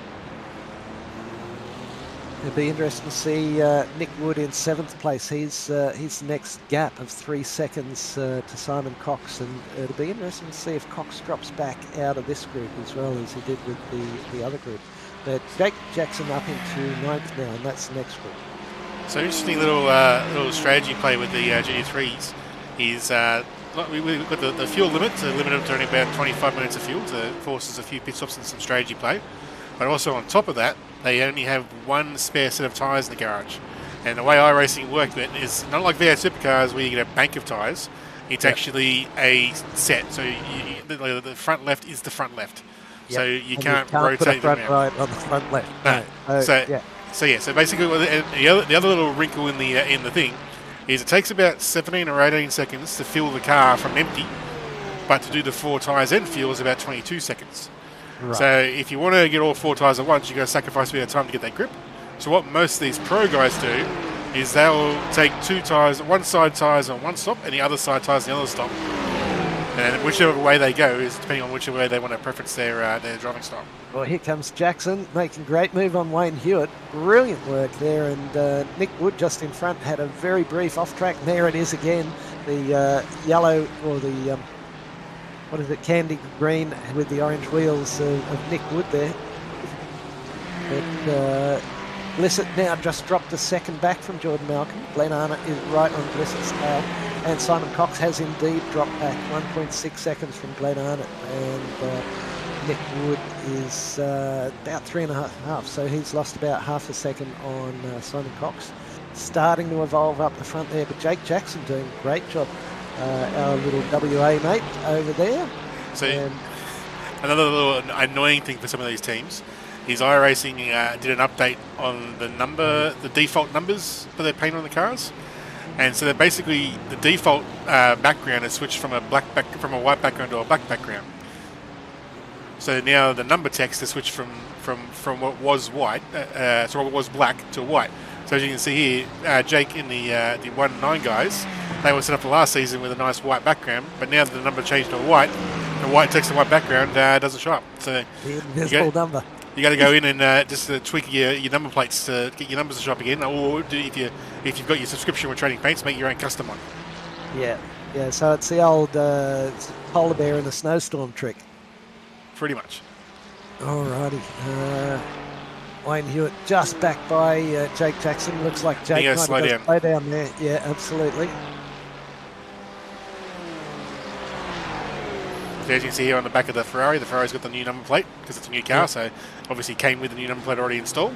So yeah, black plate, white numbers, just to make things, just one of those things that iRacing like to do. It's like when they brought out that new layer in the spec map. They had to obviously install it the opposite way to what was default before. So therefore, everyone's spec map was broken. Everyone had to fix their spec maps. And from a developer's point of view, or a designer's point of view, you never know how people are using your stuff, and a lot of the people in coding or in design. Oh, round he goes, Mark Carew. Oh, that's ruined a lovely Ferrari, and he's jumped to pits. Yeah, as a designer or a coder, you don't necessarily understand why people are doing things that they do, and you might make a really simple change like just change the colour or change the position and think, surely that won't, or not even think, but surely that won't affect anyone. But it often has those ongoing consequences, and that's why you get these little patches coming out for a couple of weeks after the major patch. Be interesting to have a look, if we could, Adam, at the gap between Distill and Malcolm, whether it's increasing, decreasing, or staying much the same. It's 1.6 seconds, 1.67 at the moment. Big pit stop in the middle there. So it looks like Glissett is, I was thinking the one in front. Yeah, look, Malcolm taking a lot of time out of Distill. So could be some fuel saving going on there. 15 seconds between Distill and Matt Dench out in front. So Matt, he's still lapping within a blink of his fastest lap of the race, even with a full tank of fuel. But Jordan Malcolm has been closing him down there. And Glissett is just dropping back a bit. So Dench from Distill, Malcolm, then Glissett. Arnott is right on the back of Glissett. And that's our closest one. Matthew Dench, 158.470, fastest lap of the race. I'll get tired of saying that sooner or later. And Distill sets a 59.5, so that's a full 1.1 seconds slower. Malcolm a 59.2, Glissett a 59.8. So on it goes. Simon Cox dropping well back out of Arnott's grasp, and Nick Wood 3 seconds back on Simon Cox. But behind Nick Wood is Wayne Hewitt, Jake Jackson and Thomas Martin. Martin and Jackson are switching back and forwards all over the place, into the hairpin there, no doubt. There was a little overlap, if that's where they are on the track. No, they're coming down to the hairpin now, so that was through that first sequence. The great battle between Martin and Jackson here. Looks like that Merc's pretty quick on the straight line and very comfortable under brakes as well. He closed up quite a bit of ground through there. The Merc's always been like, it's like one of those go-to cars. It's like getting in a nice comfy lounge chair. It's the only thing is back in the old day with the old Merc when they first came out, had that annoying downshift second gear lockup issue. But it does have it still has that a little bit, but it's nowhere near as prominent. So you can drive the current Merc a lot nicer. But it's one of those cars. The problem with it, though, I think it's the same thing with the Porsche and the GT4s. It's because it is relatively easy to drive and easy and just feels comfortable. It does, on the flip side, then make it hard to get the premium uptime because you've got to push outside your comfort zone to get there. Yeah, and when they go, they certainly the Porsche, when the Porsche goes in a big way. But having said that, it's often a really slow drift in the Porsche. And look at Martin has been quite squirmy. Jackson putting on plenty of pressure on the back of him. That's our closest battle on there. Pulls out, he'll get this done, I think. He is a little compromised on the entry, so that's where you'll sometimes see the inside car spin out as it heads around there because it's come in just a bit quick and a bit narrow. But Martin now going to have another look at him and right on his back wing. Oh, there's Matthew Dench. Would he stop it? 158.275. Last time round, 1.3 seconds faster than Matt Distill. The gap out in front, 16.8 seconds. I reckon it's possibly the fact that we're doing a sunset race here. The track could be getting into that happy hour phase where it's just coming into that really good section. Because generally last season we found that the guys would set the fastest lap in the first 5-10 minutes of the race, and then they would never get there again. They would be just, they were just trundling around. So, but tonight it's just constantly improving their time. So I reckon as the sun's setting, this track's coming alive. Yeah, having said that, Matt Distill was, what did I say, 1.3 seconds slower than Dench. In behind him, Jordan Malcolm is close to 8 tenths with a 58.9, so he was 6 tenths faster and only 7 tenths off Matty Dench's fastest lap of the race. But certainly Jordan Malcolm with a 58.9 is closing in on Matt Distill for that second place. Glissett 3 seconds back. Glenn Arnott still with Glissett, and we're looking at Daniel Correa here. He's our broadcast buddy and co-commentator, so good to see him having a night's racing as he's picked up an extra night of broadcasting this season, and good to get the new boys in and get them working hard, isn't it, Adam? That's what happened to me as well, and then I got a little bit burnt out, but let's hope that doesn't happen with Daniel. He's a good man, and as we were discussing earlier, he's got our contact with M-Wave, which is a computer company. I'm not sure if they're... Oh, he runs very, very wide there on the exit. But M-Wave will have an affiliate link. It's probably in the general page of our Discord. So it's on the announcements page of the Discord, and it's also pinned. And also on the announcements part of the basically what is effectively the pin section of the Facebook page as well. Yeah, and so what happens there is if you're after, if you know what you want and you have a look at their prices and you like what's going on, you use the affiliate link and the club will receive a small portion of that purchase price. And so that's going to help the club out in a big way if you can do that. If you want specialised computer advice and certainly cutting edge VR and sim rigs, everything you could ever want, and flight controllers, etc. Player One Sim Gear will be a very good point of contact. Sponsors of our V8 Super 2s. So we're looking here, Sam Chapman looking back at Guy Leach. We know Guy Leach is a pretty good operator. He's going to have a look down into the hairpin. No, he's not. But he tried to look down off and he did it. He did it. He compromised. He's in the wrong. Oh, he's getting this.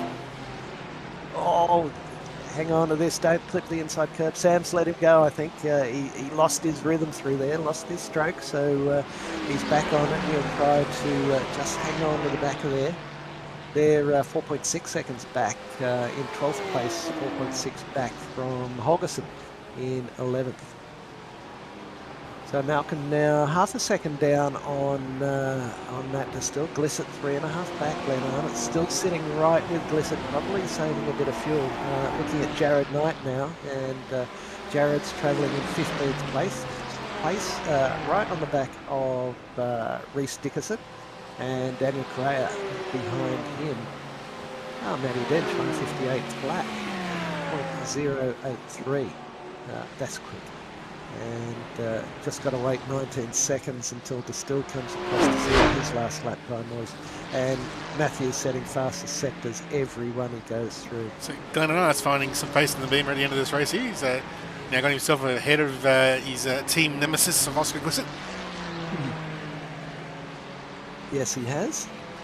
Yes, he has. BMW over Ferrari. So it's Ferrari, the new, what is it, 296? Did I see those numbers? I think that's right, I think.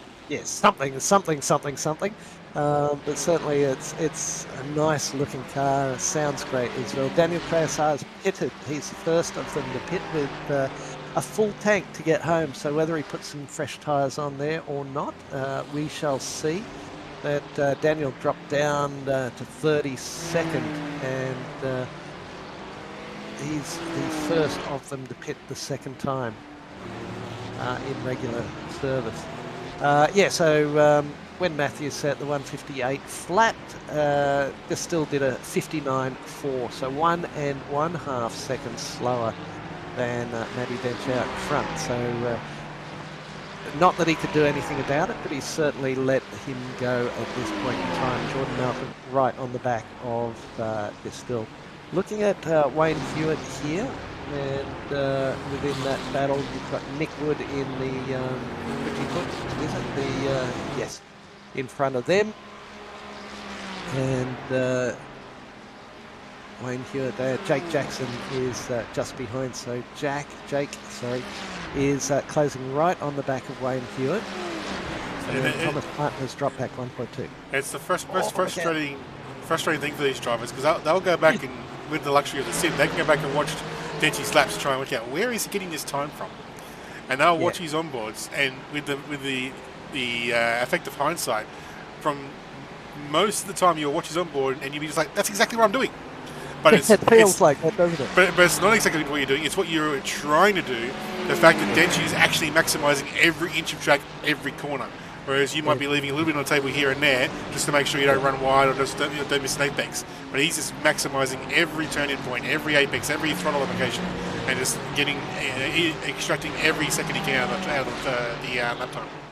Yeah, it's interesting. Liam Banks, our co-commentator who's often with us on the Monday night, he's got a really nice observation, which he may well have picked up from somewhere else, but he said, basically there's an ultimate time that a certain car can make around a certain track. So you can't ever really gain time.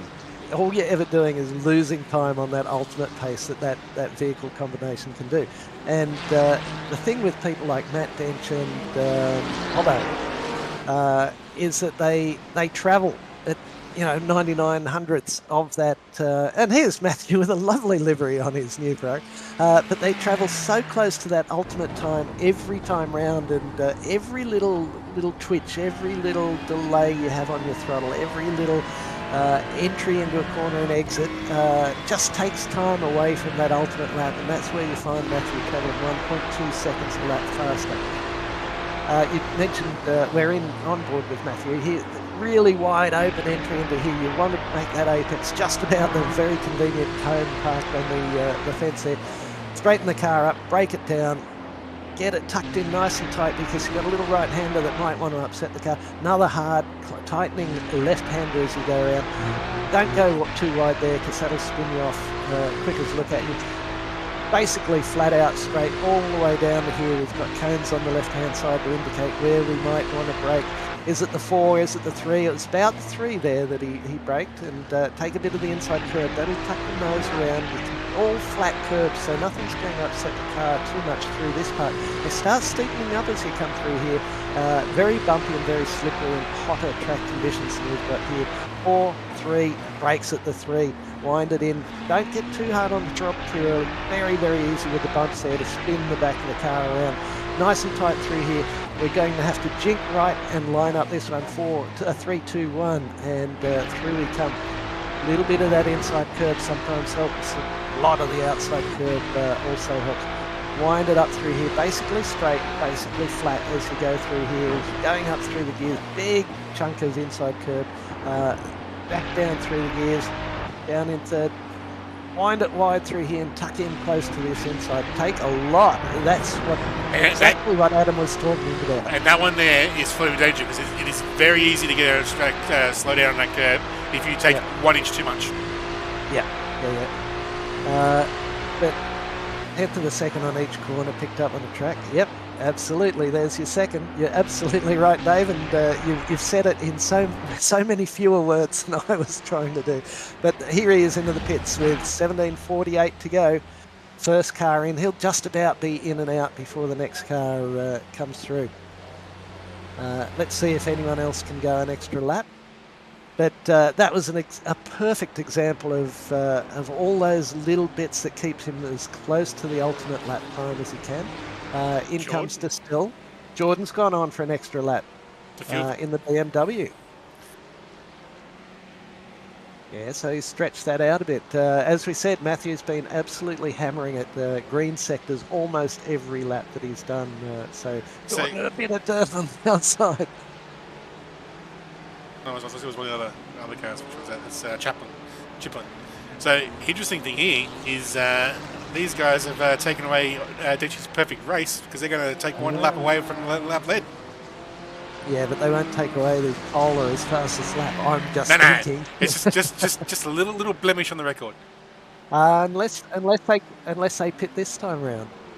Oh no, they went across. They're going into the pits as the leader. Yes, but it's across the line. Yeah. Anyway, you're absolutely right. I don't think that's going to worry Matt too much. It's not going to worry. Points up to that one. So he's come out in 6th place, right on the back of Jake Jackson. Here we go. What are we looking at here? Jared Knight, little bump, little upset. Oh, it's going wide. No. Oh no. Now he'll go into the pits. See, that car was trying to get across the pit lane and he just couldn't get across. Yeah. Oh, what a shame. Yeah, and you're so much on the limit as you go through there. So Dench is right on the back of Jake Jackson. Jackson's in his own battle with Nick Wood just in front. So it'll be interesting to see what they do there.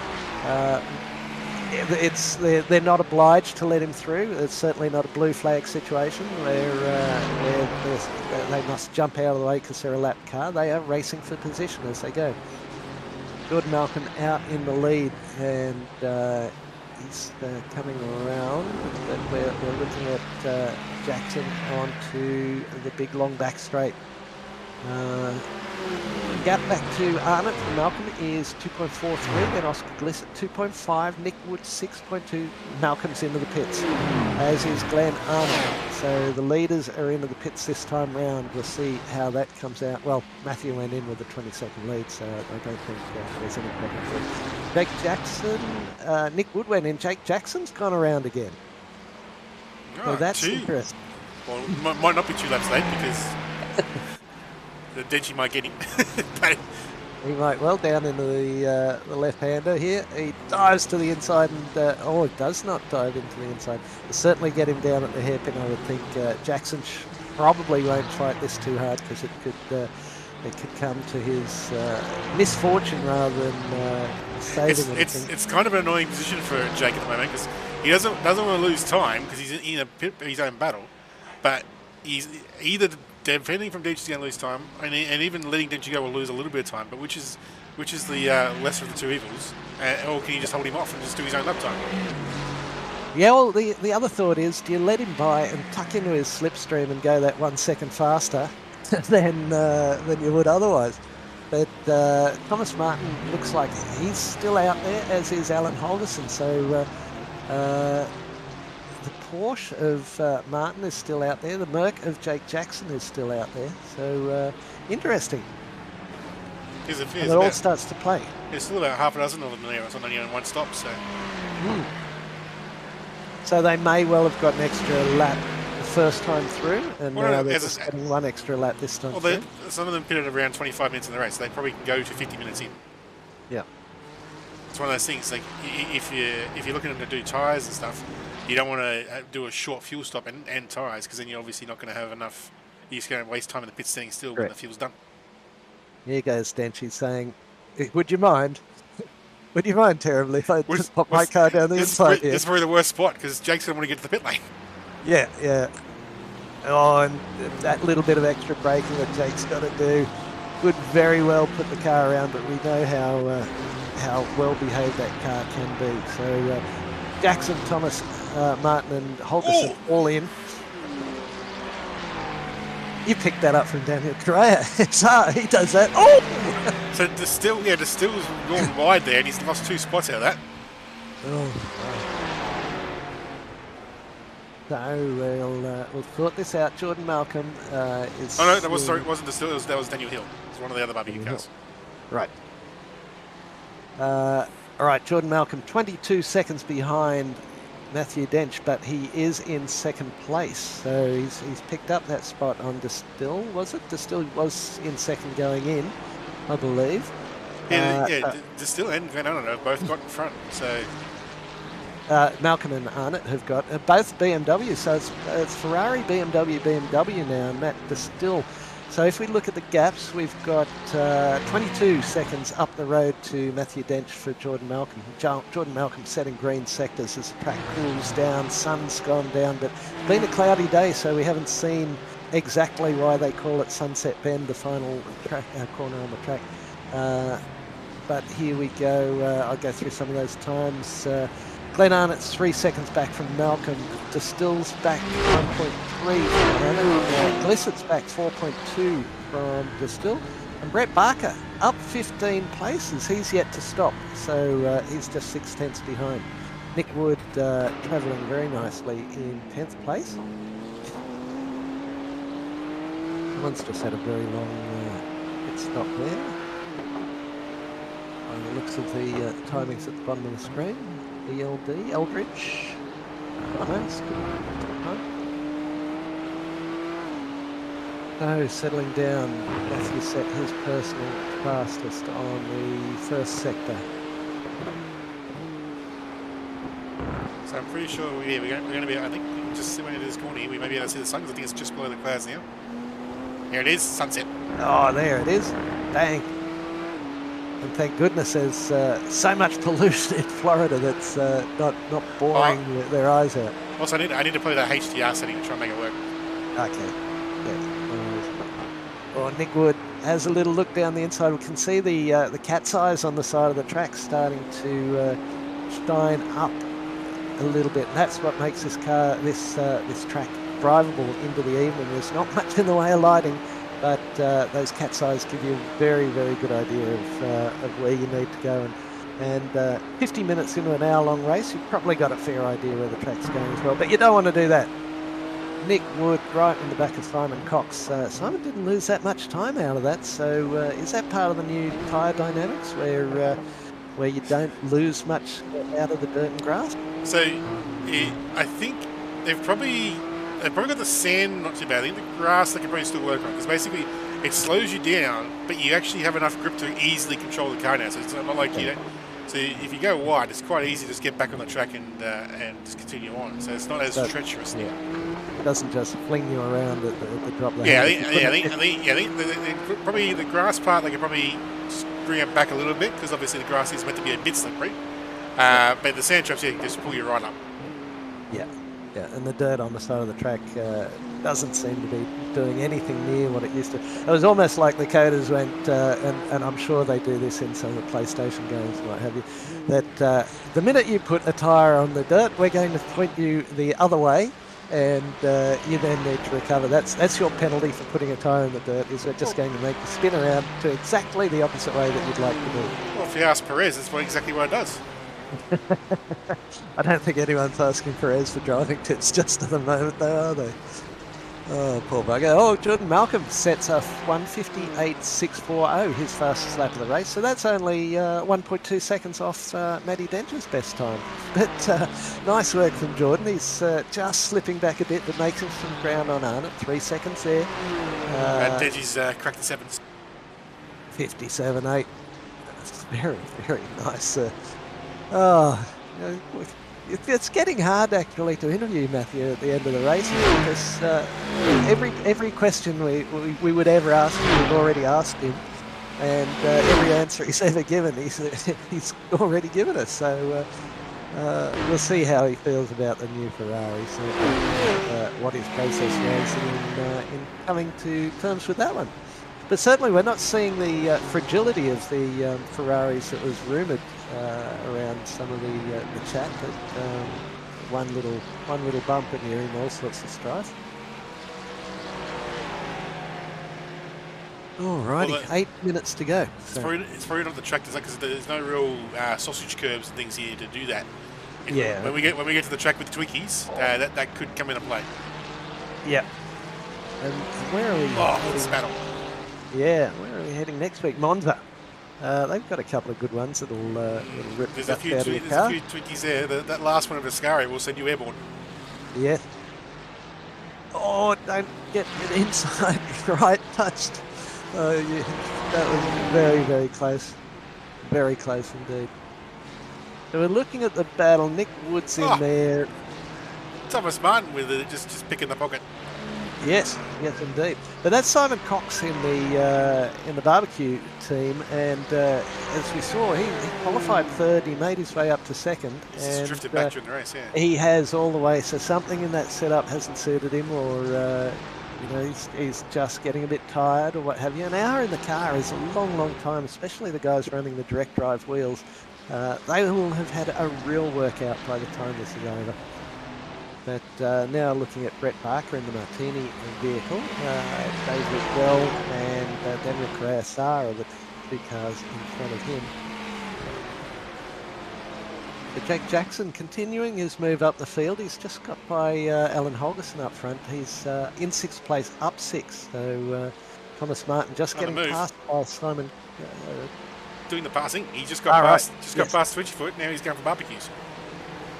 Oh, look at the brake. I'll brake. No, I didn't. I brake too early. You brake. Oh, and down the outside will it be from Nick Wood? The BMWs seem to be performing very nicely. They seem to be coming on during the race. Like they're a little bit. They've opened the qualifying pace and opening race pace is a little bit behind the others. But as the race goes on, it's like the track comes to them a bit. Yeah. I think it's similar, I guess, in drivability to the Mercedes. Who are we going to see here? Scott Wooden. Again, just the balance of the car not quite right, and round he goes. Now he's got to be very, very careful. Yes, grass is a better place to go. That final corner is one of the bumpiest corners in motorsport, so it's just very easy to catch a bump wrong if you put the car loaded up. And then with a GT3 car, because they've got such a small steering lock, once the car slides, it's very hard to catch it because they've only got like 10 or 20 degrees of actual steering movement. It's like 80 degrees, a very massive steering lock on them. But yeah, the GT3 cars have very small movement in the front wheels, so it's very hard to catch slides. And once they start sliding, all that aero is gone, you lose half, three-quarters of your aero. And a traction control takes away your ability to control with the throttle, so it's all sorts of no goods. Yes, indeed. So 5 minutes to go, and we're continuing to watch this battle of Martin. A couple of three-car battles here. Wood and Leach, Brett Parker in that other group back there, and then we've got a really good battle of Johnson, Knight, Woods, Hill and Carrick, just that little bit further back. Who are we looking at here? Dave Riddell, and now David Johnson in the HTS livery. Always strange to see David in the HTS, not the middle split racing. But, David Riddell. He's gone! Dropped it on the dirt, did he, and just spun it around? He's got the inside curb here, I think. Oh, he's done well to miss the other boys there. And front of that fry just exploded. Yeah, it does. The damage model looking a peach there. Absolutely beautiful. Oh no, it's not me doing that. Because we've got 36 cars, it's close to the limit. I mean, so the replays flicker a little bit. So it's 40 cars seems to be the sweet spot. Once it goes over 40, that comes into play and frustrates the hell out of me. Copy that. So here we have Jared Knight all over the back of David Johnson, is it? Yes, and Ben Woods, Daniel Hill and Matt Carrick all in this train. So that's Jared Knight working with his teammate, perhaps, or plotting a manoeuvre. 3.5 minutes to go. Matty Dench, 26 seconds in front of Jordan Malcolm, who's 2.5 in front of Anna, who's 1 second in front of Matt Distill. Looks like Matt Distill might be... Oh, Matthew, stop it. 1:57.773. Looks like Distill might be trying to launch a final attack on Glenn Arnott, just a second behind. Glissett then 7.5. Jackson 1 in the third, Holgerson 2 and a bit, Simon Cox 4.5. Cox has Martin and Wood right on his hammer. We're looking at this Brett Barker Martini vehicle, AHR. Andrew Hayes is a name we don't see in the server much, but Andrew Hayes does the liveries for the AHR media, and was very often a very regular attendee. Well, I'm kind of wondering if this Martini logo livery is just a temporary one, because normally the AHR guys have their own special liveries. Like normally Brett's in a green and chromey livery, so I'm wondering if this is just a new livery for the season, or whether they're still working on a new one for the Porsche, or whether they're going to stick with this Martini one.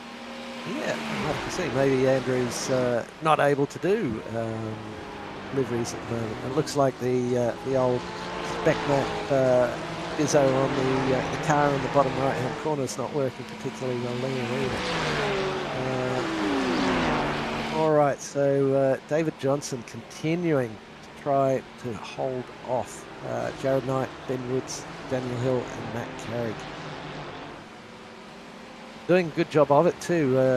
He's turning a damn good racer, David Johnson. He'd much rather be a little bit further up. Brett Parker's 1.3 seconds up the road, and he might have the liberty of having communications with Jared Knight, and Jared saying, "You go fast enough, and I won't overtake you. Let's try and catch the bloke in front." Daniel Correa down the inside, side hustle racing. And Brett Parker right on the back of him, and that has their battle has pulled David Johnson right up just about to the back of these boys. 1 minute 13 to go. So could be a few late lunges here. Look at Barker trying everything he can, but Daniel's just sticking to his guns, holding the line, holding it just in front.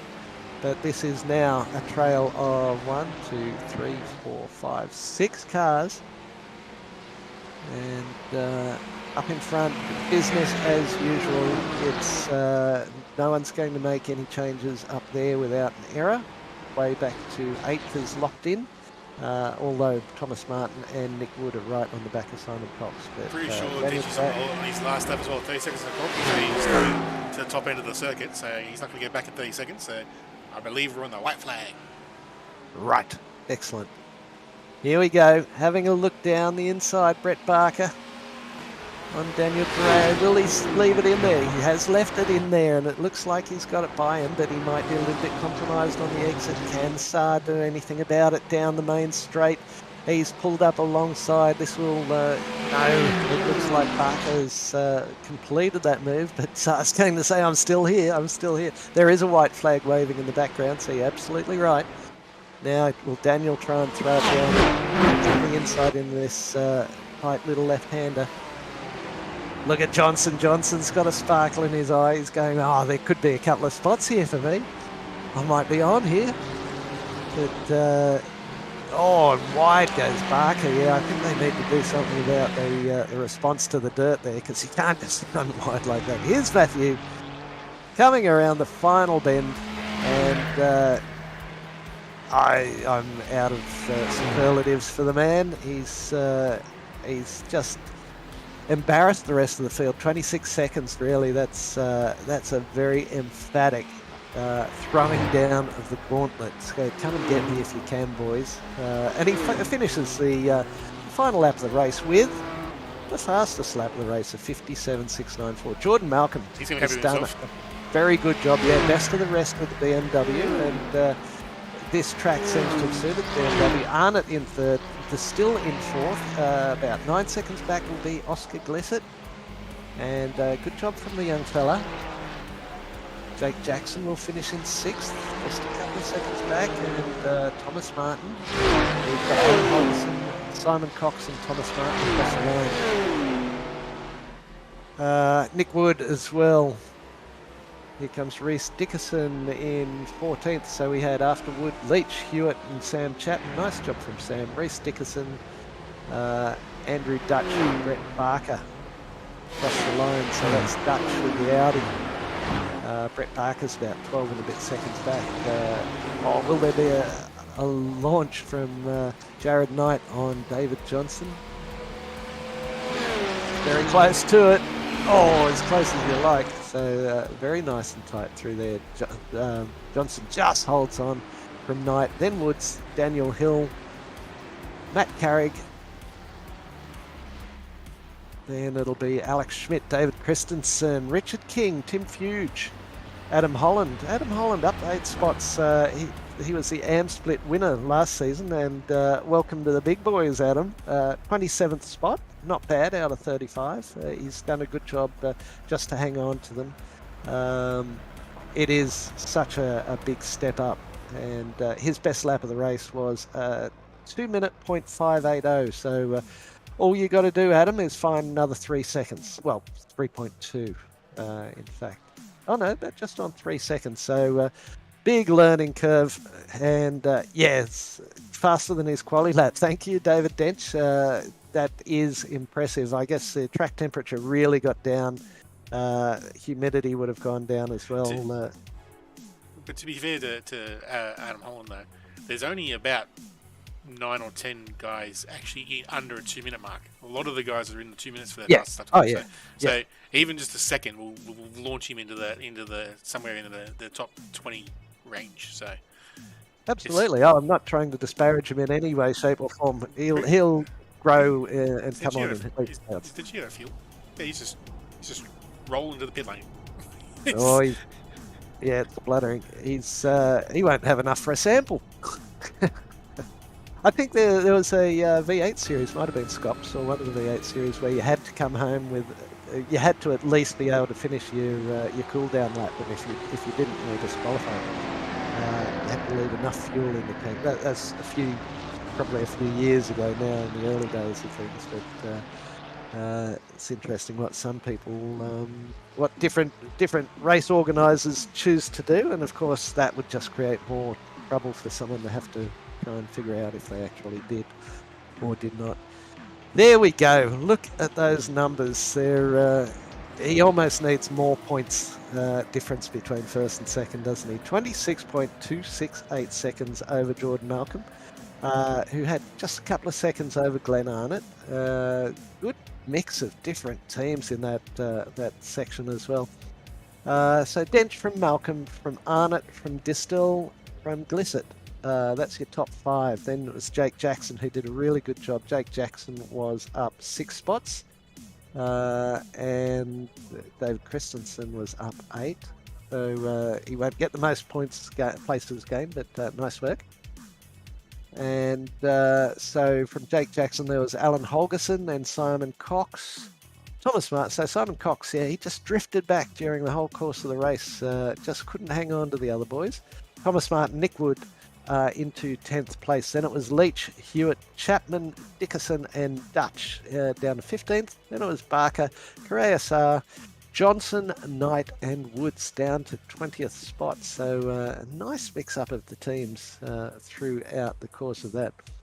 After that, we had Daniel Hill, Matt Carrick, Alex Schmidt, David Christensen into 24th. And as I said, I think he was, up 8 spots. Biggest mover of the night. Well done to you, David Christensen. Richard King was then in 25th with Tim Fuge, Adam Holland, Dean Eldridge, Scott Wooden and Greg Brooks down to 30.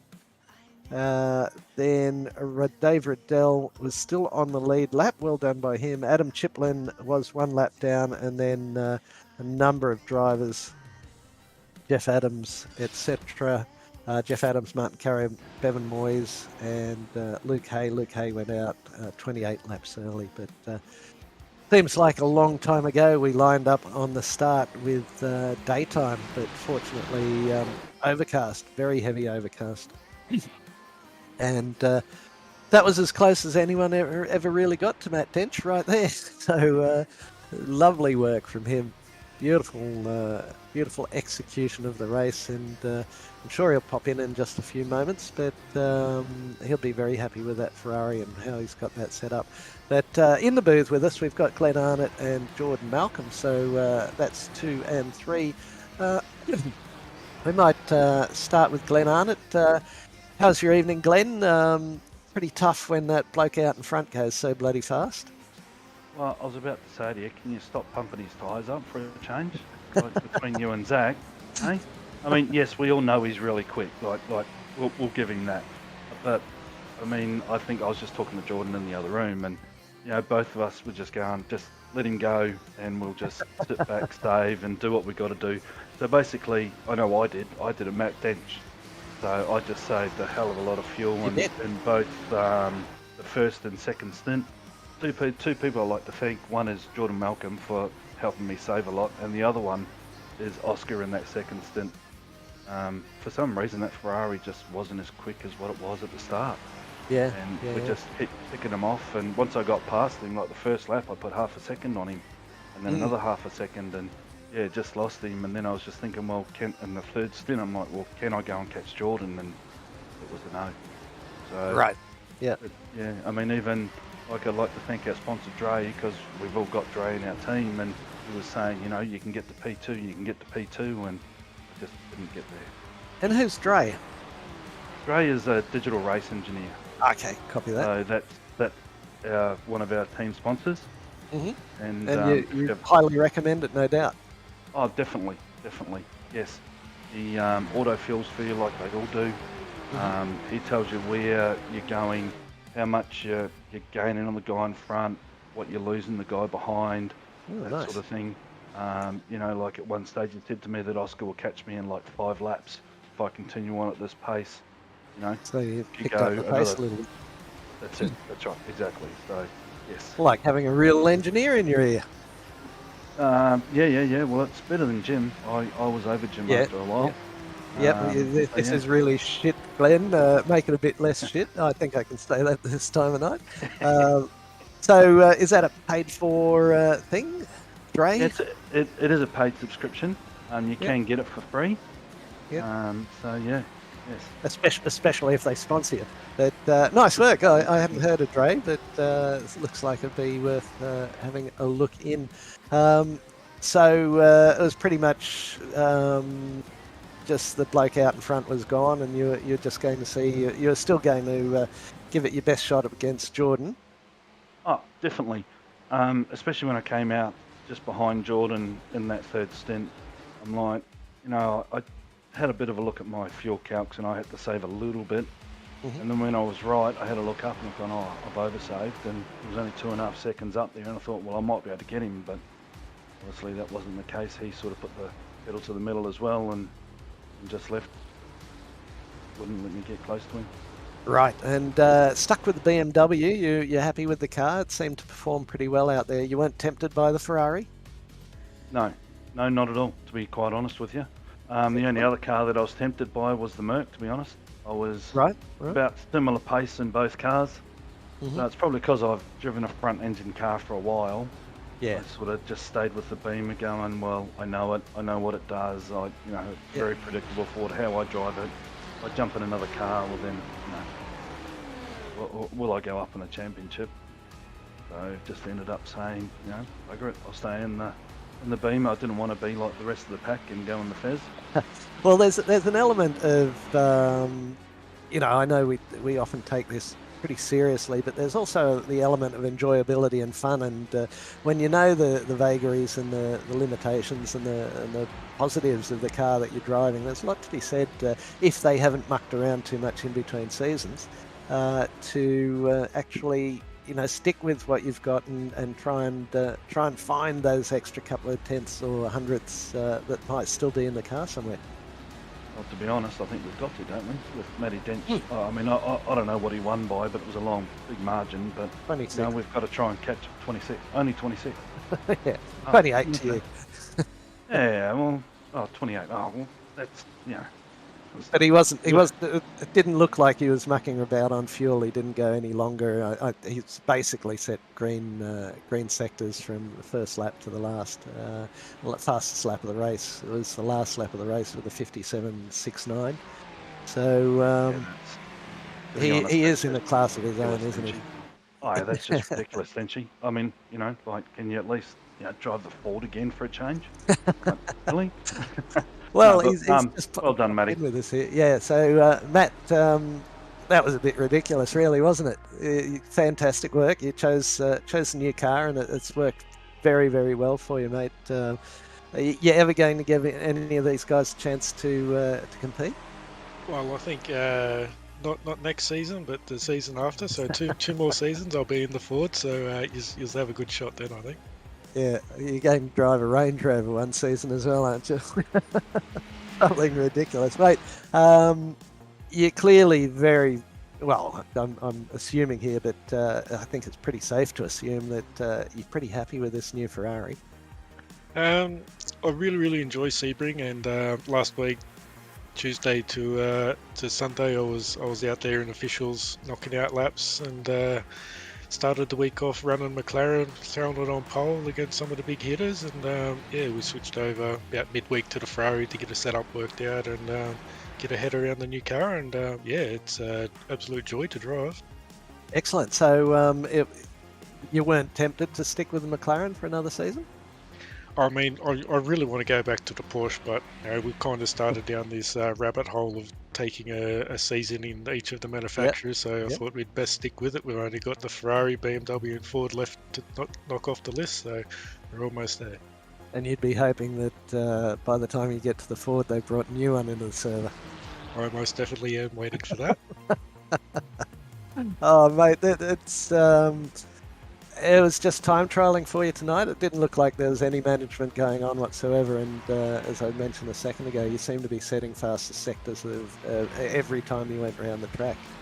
Yeah, I think it was about lap 4 I started. I started fuel saving straight away, and then about lap 4 was like, yeah, righto, tyres are warm. We just start putting in those laps and just eking purple lap after purple lap, and managed to do the old get it on the last lap as well for my new PB around here. So yeah, pretty happy. Oh, it was your personal best as well. I mean, the track conditions really came to the racetrack, didn't they, during the course of the evening?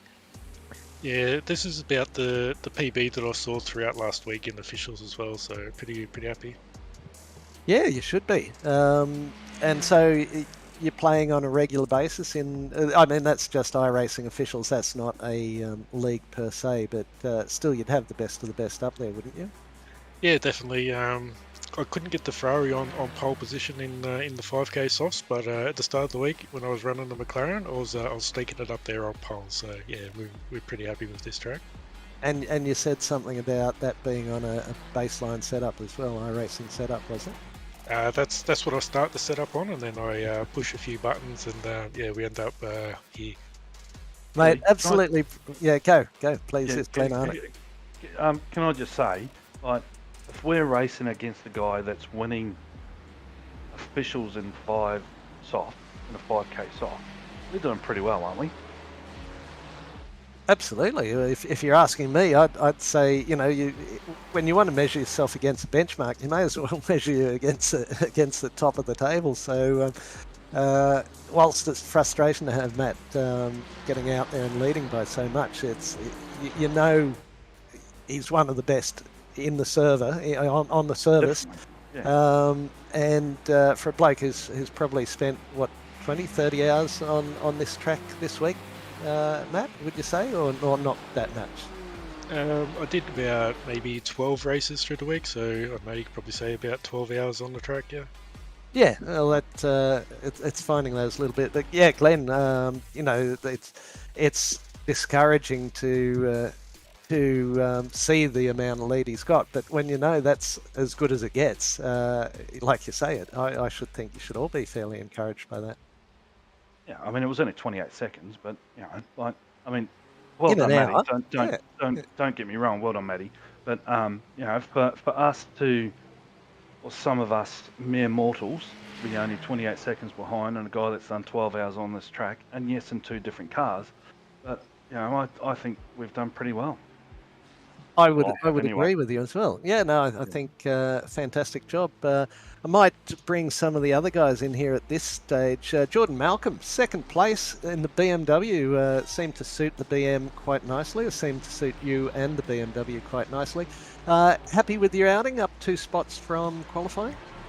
Yeah, very happy with my outing. Unlike Dench, I spent the week in our GT4 officials, so my laps here were just the hour before the session opens, and then whatever laps I did in the session. So to come away with P2, I'm pretty happy with that one. As you should. A second off Matthew, but we've already discussed why that might be. But best of the rest. Although Glenn Arnott did a 58.612, so he bested you by 28 thousandths of a second there, but you're looking forward to the GT4s this week in the new prime spot. Yeah, certainly. That will be my main focus. Since it's moved from its Monday night slot, we can probably run this one a little bit more seriously. So yeah, the BMW seemed to go all right, so we'll keep that one going. But yeah, I think my major focus for the week will be the GT4s on Wednesday. Excellent. And well, we've only got BMWs and a Ferrari driver in here, but would you say there wasn't much done in the way of bops? No car seems to have gained from the change of seasons significantly, because the Ferrari's a brand new car, obviously, but The next best after Matt was another Matt Distill in 4th, and Oscar in 5th. Would you say the cars are still on about a par because the BOP was, I think, pretty good towards the end of last season? I think the BOP is still pretty good. I think I was tempted to run in the Ferrari, but if you have any chance of winning any race, in case the Ferrari's not good at any track, Good point. you don't want to be in the same car as Matthew Dench. You don't want to go head-to-head in the same equipment. So just picking a different car just gives you that slight option in case there is a track that the Ferrari doesn't like. Yeah, well, I read, I'm not a big peruser of online forums and what have you, but there seemed to be a little discussion in our Discord pages that the Ferrari might be a little bit fragile. All the curbs around here are pretty gentle, but perhaps next week, which we're looking at Monza, there's a few nice baguette curves there. Has the Ferrari shown, Matt might be best to say, has Ferrari shown some fragility at all, or is that a bit of a furphy? It's made of paper. I can vouch for that. If you touch any other car, front or rear, the bumpers will fall off. And during one of the races last week, I had a Ferrari in front of me who aggressively hit one of the curbs and his front bumper fell off. Well, there you go, Monza. You're going to have to keep it on the straight and narrow, aren't you? Because there's certainly a few that, when you look at the clearance under the front of that car, you can understand why a baguette curve, or the sausage curves, they like to call them, Twinkies, as Adam likes to call them, they may compromise you a little bit. Yeah, we're going to have to be really careful around traffic and things like that with this car for sure. Like if we touch anyone, you're losing like 1 second to 2 seconds out of your lap with no front bumper. Oh, that'll just about bring you back to the rest of the field, won't it? Sorry, boys. That's the last time I pump up Matt's tyres because he's got just the right air pressure in them at the moment. But we've also got David Johnson, former president of the club. David, welcome back. I haven't seen you around the traps for a while, but I haven't been keeping much of an eye on the pro class. Is this a resurgence for D Johnson? Hey, Grant. Likewise, and I thought it might be time to come and say hello. No, always take one season a year off just to stay fresh and enjoy and value the racing. That was season 3 this year, so back into it, away we go. Yeah, no, I can personally vouch for the benefits of taking at least one season off every now and then. It does refresh you, and you enjoyed your time away during the winter down there in sunny Melbourne. Got myself still not with the best, but a little bit quicker around the Nürburgring and doing a few officials and some other things and just been watching on with what the club's been doing and really excited by some of our new committee members. Absolutely, the club it continues to grow on the shoulders of giants as they continue to forge their way. I saw a thing from Joe Baldwin saying we're expecting live race control on every series, every night of the week. So that's a fantastic up. I know maybe a year ago, maybe 18 months ago, we're actually paying quite a lot of money to a company, I think it was 24 something, to provide paid for race controllers, and that was a huge outgoing for the club. So to have all these fantastic people who've stepped in who aren't necessarily on the committee and aren't necessarily stalwarts of the club, but for them to have stepped in and taken over that race control role and given us the gentlemanly racing that seems to be more prevalent when there's a big stick waved over their heads. The club is going fantastic, isn't it? Yeah, 100%. So some new voices in race control, some new committee members, some new sponsors I've seen popping up that I'm sure we've already had up on the screen tonight during the broadcast. So yes, I think the biggest constant, and I don't think it'll ever change, is still got the same man pushing the buttons and doing almost everything behind the scenes like a absolute champion. So absolutely, yeah, it's very cool. Yeah, he was a bit cranky, as cranky as Adam Lavis gets when 60 cars filled the V2, the V8 supercar Super 2s. and there were cars not being able to join the grid, and it absolutely grabbed his CPU by the throat, and it was completely, unfortunately, through no fault of his own, an unwatchable broadcast with the flickering. But he said, "Oh, now I'm going to have to do 2 bloody splits on this." I didn't want to have to do that, but wow, what a turnout that was! Over 60 people wanting to come and race, and tell you what, we hit a golden patch with that. If you build it, apparently they will come. Might have to go back and try and have a look. It's two of the great certainties that I know Adam will say is always true. Is you can bank on some massive amounts of week 1 enthusiasm, yes, and you can bank on no idea at all about how many will come back in week 2. So hopefully all of them, and that'll be great watching. Yeah, I should think the track and car combo of Monza next week for both the Super2 V8s and the GT3s should draw some pretty good fields once again. Yeah, I missed that one completely in officials the other week, so I'm going to have to start from scratch and get cracking this week, because looking at some of the names ahead of me, shout outs to the likes of Sam Chapman, Reece Dickerson. I might have been off getting a little bit quicker before this season, but so have a few others by the looks of that. There you go, and you're in a really good battle with Jared Knight there for a good part of it. Was the team free to race, or were there some rules laid down? No, I think once he had his earlier spin, I'm pretty sure he was behind me having a cup of tea, reading the newspaper. We could probably give him a summary of whatever novel he's been reading for the second half of that race. A couple of times I lifted a bit, and he was happy to tuck in behind and not do anything dodgy, but just Ben Woods definitely, shout out to him as well. He's really quick too. It blows my mind. Some of the guys I commentated on in up and comers every now and then are out there smashing people in pro now. So full credit to them.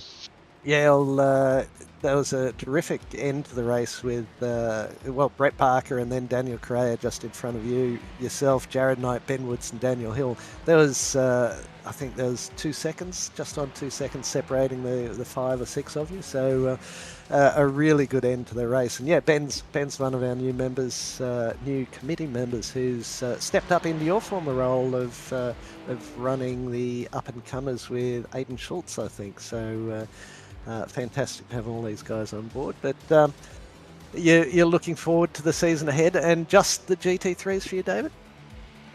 Still just the GT3s. Putting a lot of time into, again, still into Nürburgring, getting out once a month and running 4 hours straight solo. That's my kind of thing.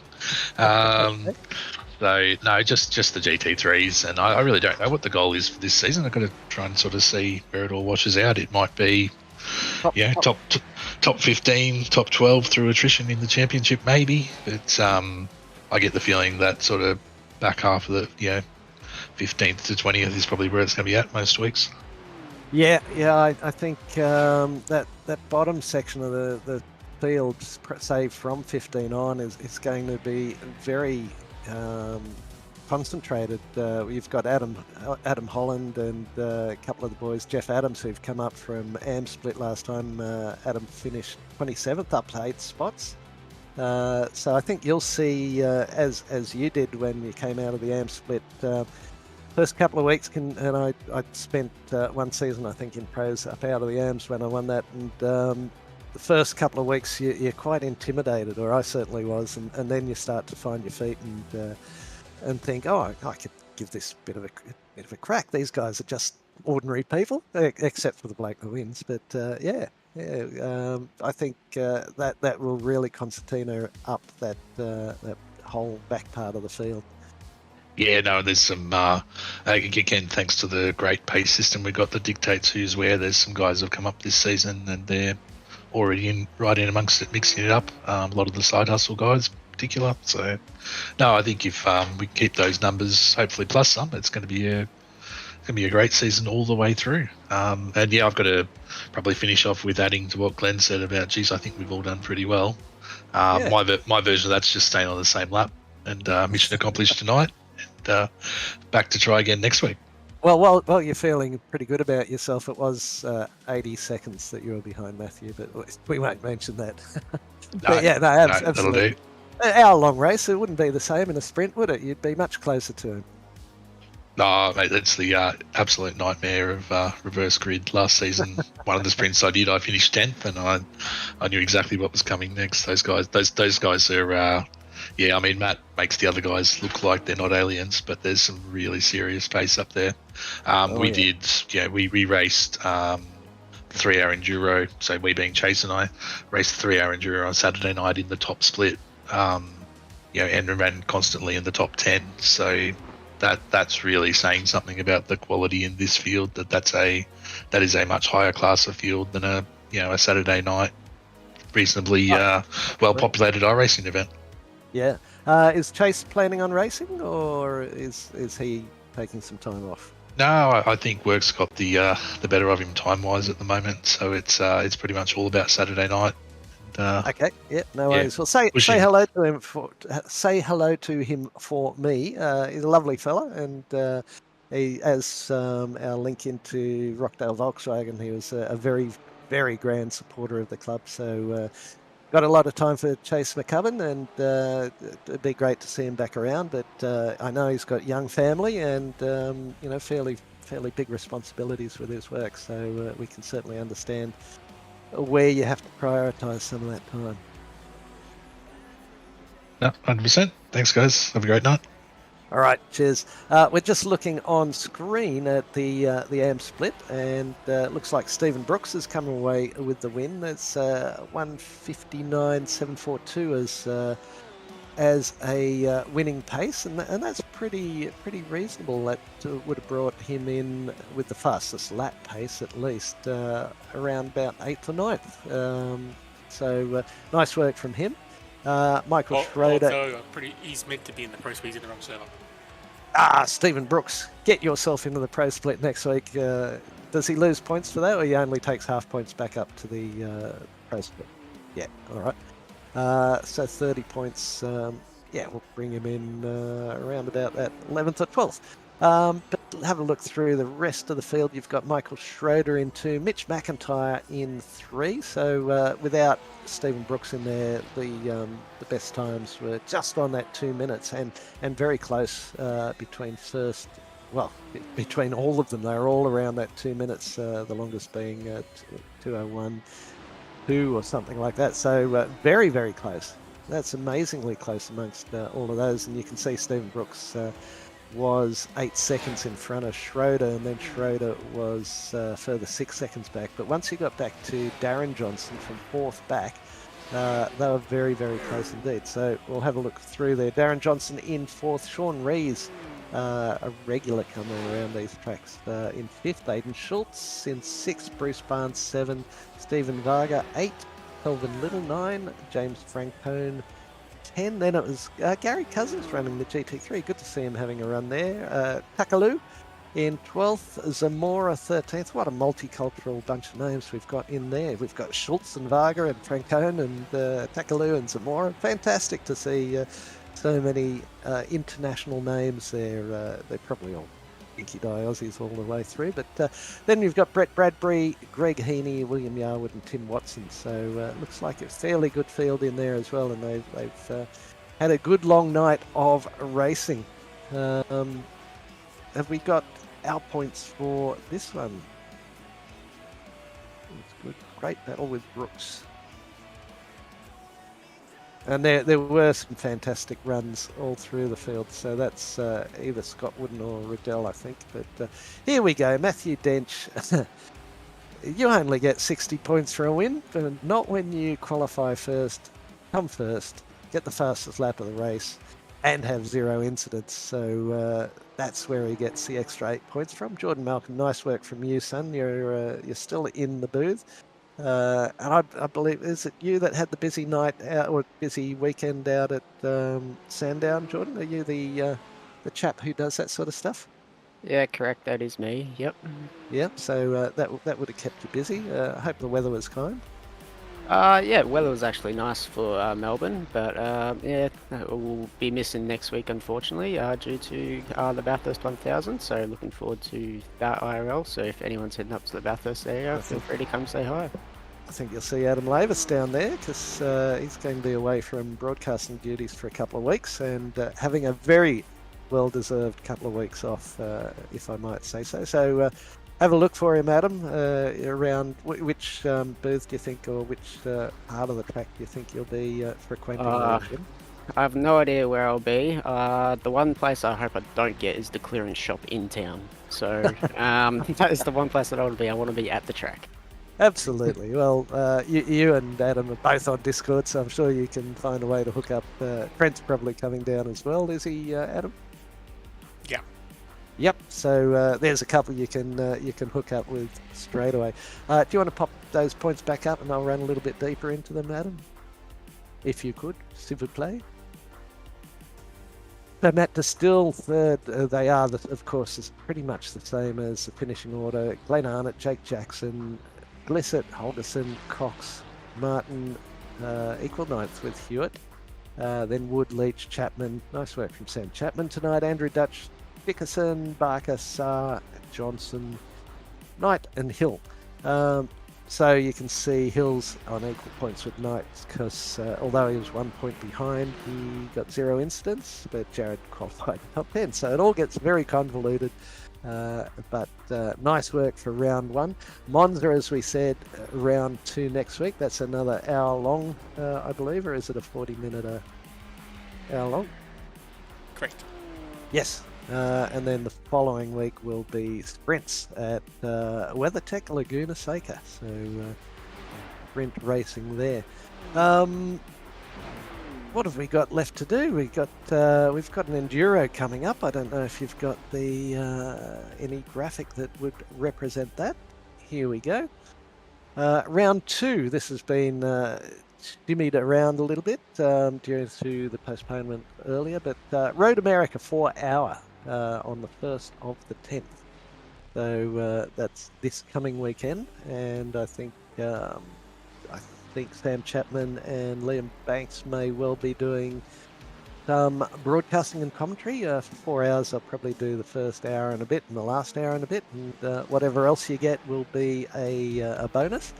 But going on from there, round 3 will be Road Atlanta, so a lot of road courses here. Road Atlanta 5th to the 11th, round 4 Nürburgring only 21 days, 3 weeks later. So that's a short break. And then same to round 5, the Le Mans 6 hour. And the thing they're doing there is the daylight will travel at 4 times speed. So you will in fact get a 24-hour period of time over the course of the race. Experience. Yes, in sim experience. Yeah, we can't speed up. Gee, wouldn't you like to speed up your workday and slow down your weekends? But can't do that. But yeah, it's round 2, Road America. That should be some fantastic racing, and it is the GT3 and the hypercar, I think.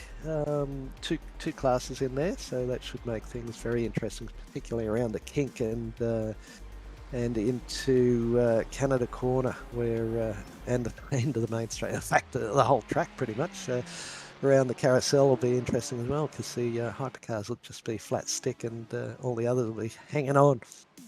But that's our endurance championship for the rest of the season. Round 2 coming up this Saturday with a broadcast. GSRC merch, merch.tgsrci.com. or gsrcmerch.myshopify.com, or via our website as well. So there's plenty of places to get there. You can do all your membership details there and sign up. But I think we've still got pretty much a similar array of merchandise there, with the stubby holders, key rings, t-shirts, hoodies, and an assortment of t-shirts by the looks of it. And coming on into late spring and summer now, so or mid-spring and summer. So that's our merch offerings.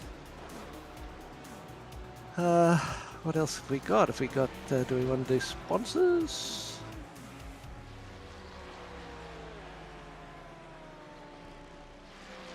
Apparently not. We might quickly run through our sponsors, and of course Waste Options every week bring us the GT3s, and we're very grateful for their ongoing support of the GT3 Championship, enabling the broadcast. Orbic, which is now bringing us the Wednesday night GT4 Challenge in the prime spot after Downforce Legends. So Orbic and Pete Matson.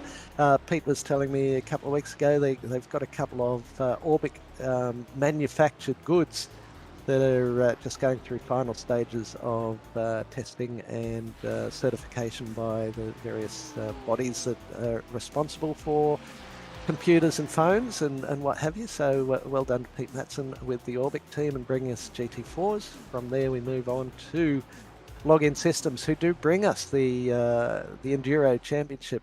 Big thanks to Login Systems for enabling that. Player One Sim Gear, welcome back, Neil Waters, bringing us the V8s, and I apologise on behalf of the club for the unfortunate state of the broadcast today, and we will do better, promise, and we will. But for all your sim gear and flight simulator gear and just about anything you might want to think about, Neil's a very clever man down there and does some really good reviews of different the different bits and pieces that he sells. So welcome back, Player One Sim Gear, and thanks for bringing us the Super 2s this season.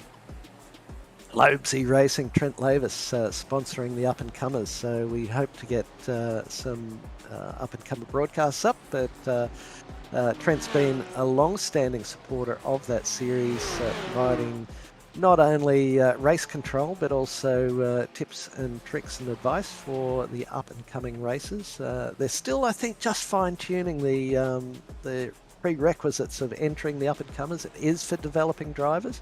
So keep an eye out on that, but that's always a great series. If you're not a Matthew Dench or you're not a Jordan Malcolm or Glenn Arnott, but keep an eye on that. So Lobesy Racing, thank you to you, mate.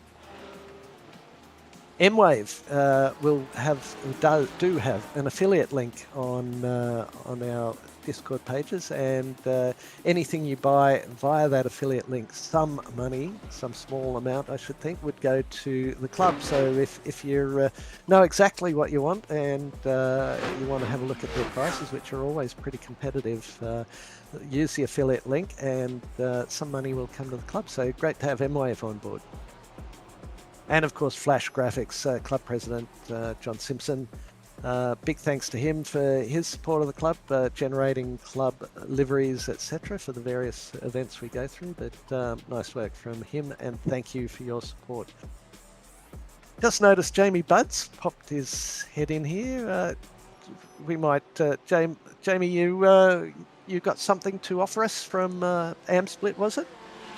Oh, no, not really, actually. I thought you guys were just up here having a chat. Didn't realise you guys were still live. Oh, all right. Well, we'll have a chat with you once we go through these last couple of things. But here we go. Up-and-comers this week. Toyota GR86 at Red Bull Ring. That should be a great combination. 3 sprints over the course of the evening, and race 1 start is 7:55 p.m. And new to the Gentlemen Sim Racing Club after that, Road America will bring us the GT1 Civil War, the British versus the Yanks. It goes back quite some while, this contest, and that looks like it should be a fantastic 35-minute race between the Aston Martin DB9 and the Corvette CR6, I believe. Race start 9:40. Broadcast now on Wednesday nights from Daniel Saar, so big thanks to him. Downforce Legends, still TBC for the track. I'm just having a look here, and it's saying Long Beach. No, it's saying Netherton. Netherton is going to be the circuit there, the 200. And that will be 7:45, 2 sprint races, and it is the SR8s this season. They're not running the SR10s because they're still a bit So the fantastic SR8s, the growling V8s in there, and that'll be followed by the brand new main course GT4 Challenge Indianapolis Road Course. That's going to be quite the race, I should think. A 40-minute race, so an extension on the the normal 35-minute race, 25-minute race on a Monday night now turns into a 40-minute race in the main slot, starting at 9 p.m. on a Wednesday night, brought to you by Orbic. Thursday night broadcast of Formula V's at Oran Park. I'll just channel my inner Zach Caven for a moment and say, does it get any better than this? Certainly doubtful. Race start 7:45 for the first race. 3 sprint races, reverse grid top 10, I think, second race. And that's followed by the GSRC Porsche Cup and combined servers once again into Lagos. So that'll be an absolute handful, especially if the track gets a bit warm. Race start 9 o'clock, 2 sprint races. So that's our Thursday night offering. And then new to the Friday night, or old but new, brand, a change from last season anyway, the Road to Indy. And it is at the Red Bull Ring. Is it at the Red Bull Ring? Probably. You're always right, Adam. It is at the Red Bull Ring. So that's a great combination of the IndyCar and the Red Bull Ring.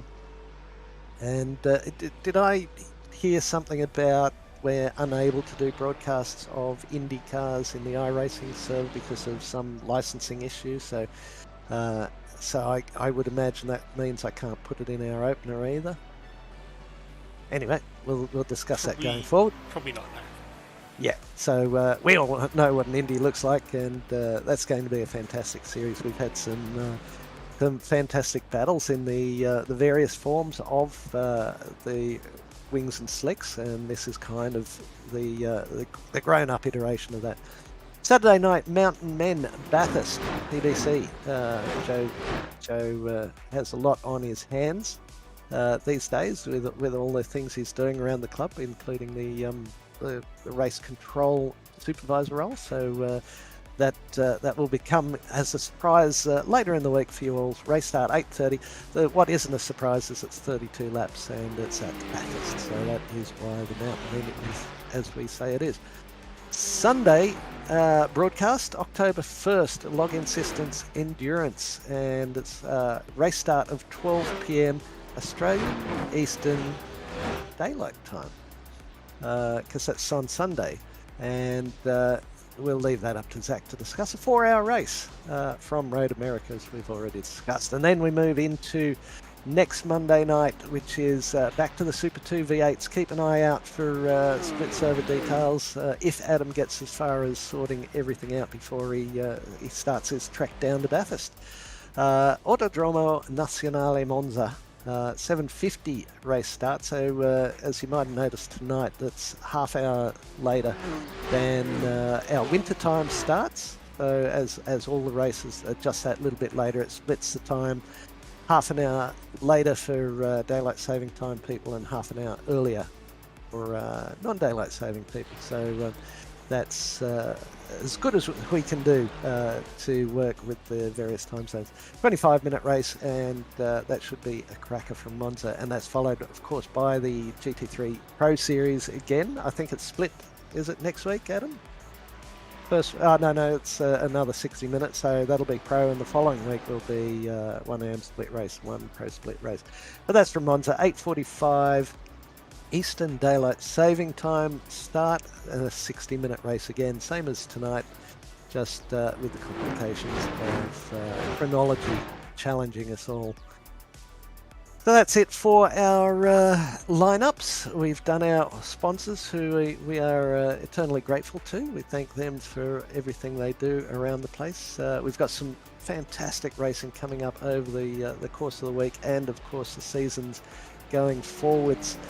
Next Monday night, as we suggested, Adam is away, so the broadcast will be once again YouTube, Facebook, and the Oculair Twitch.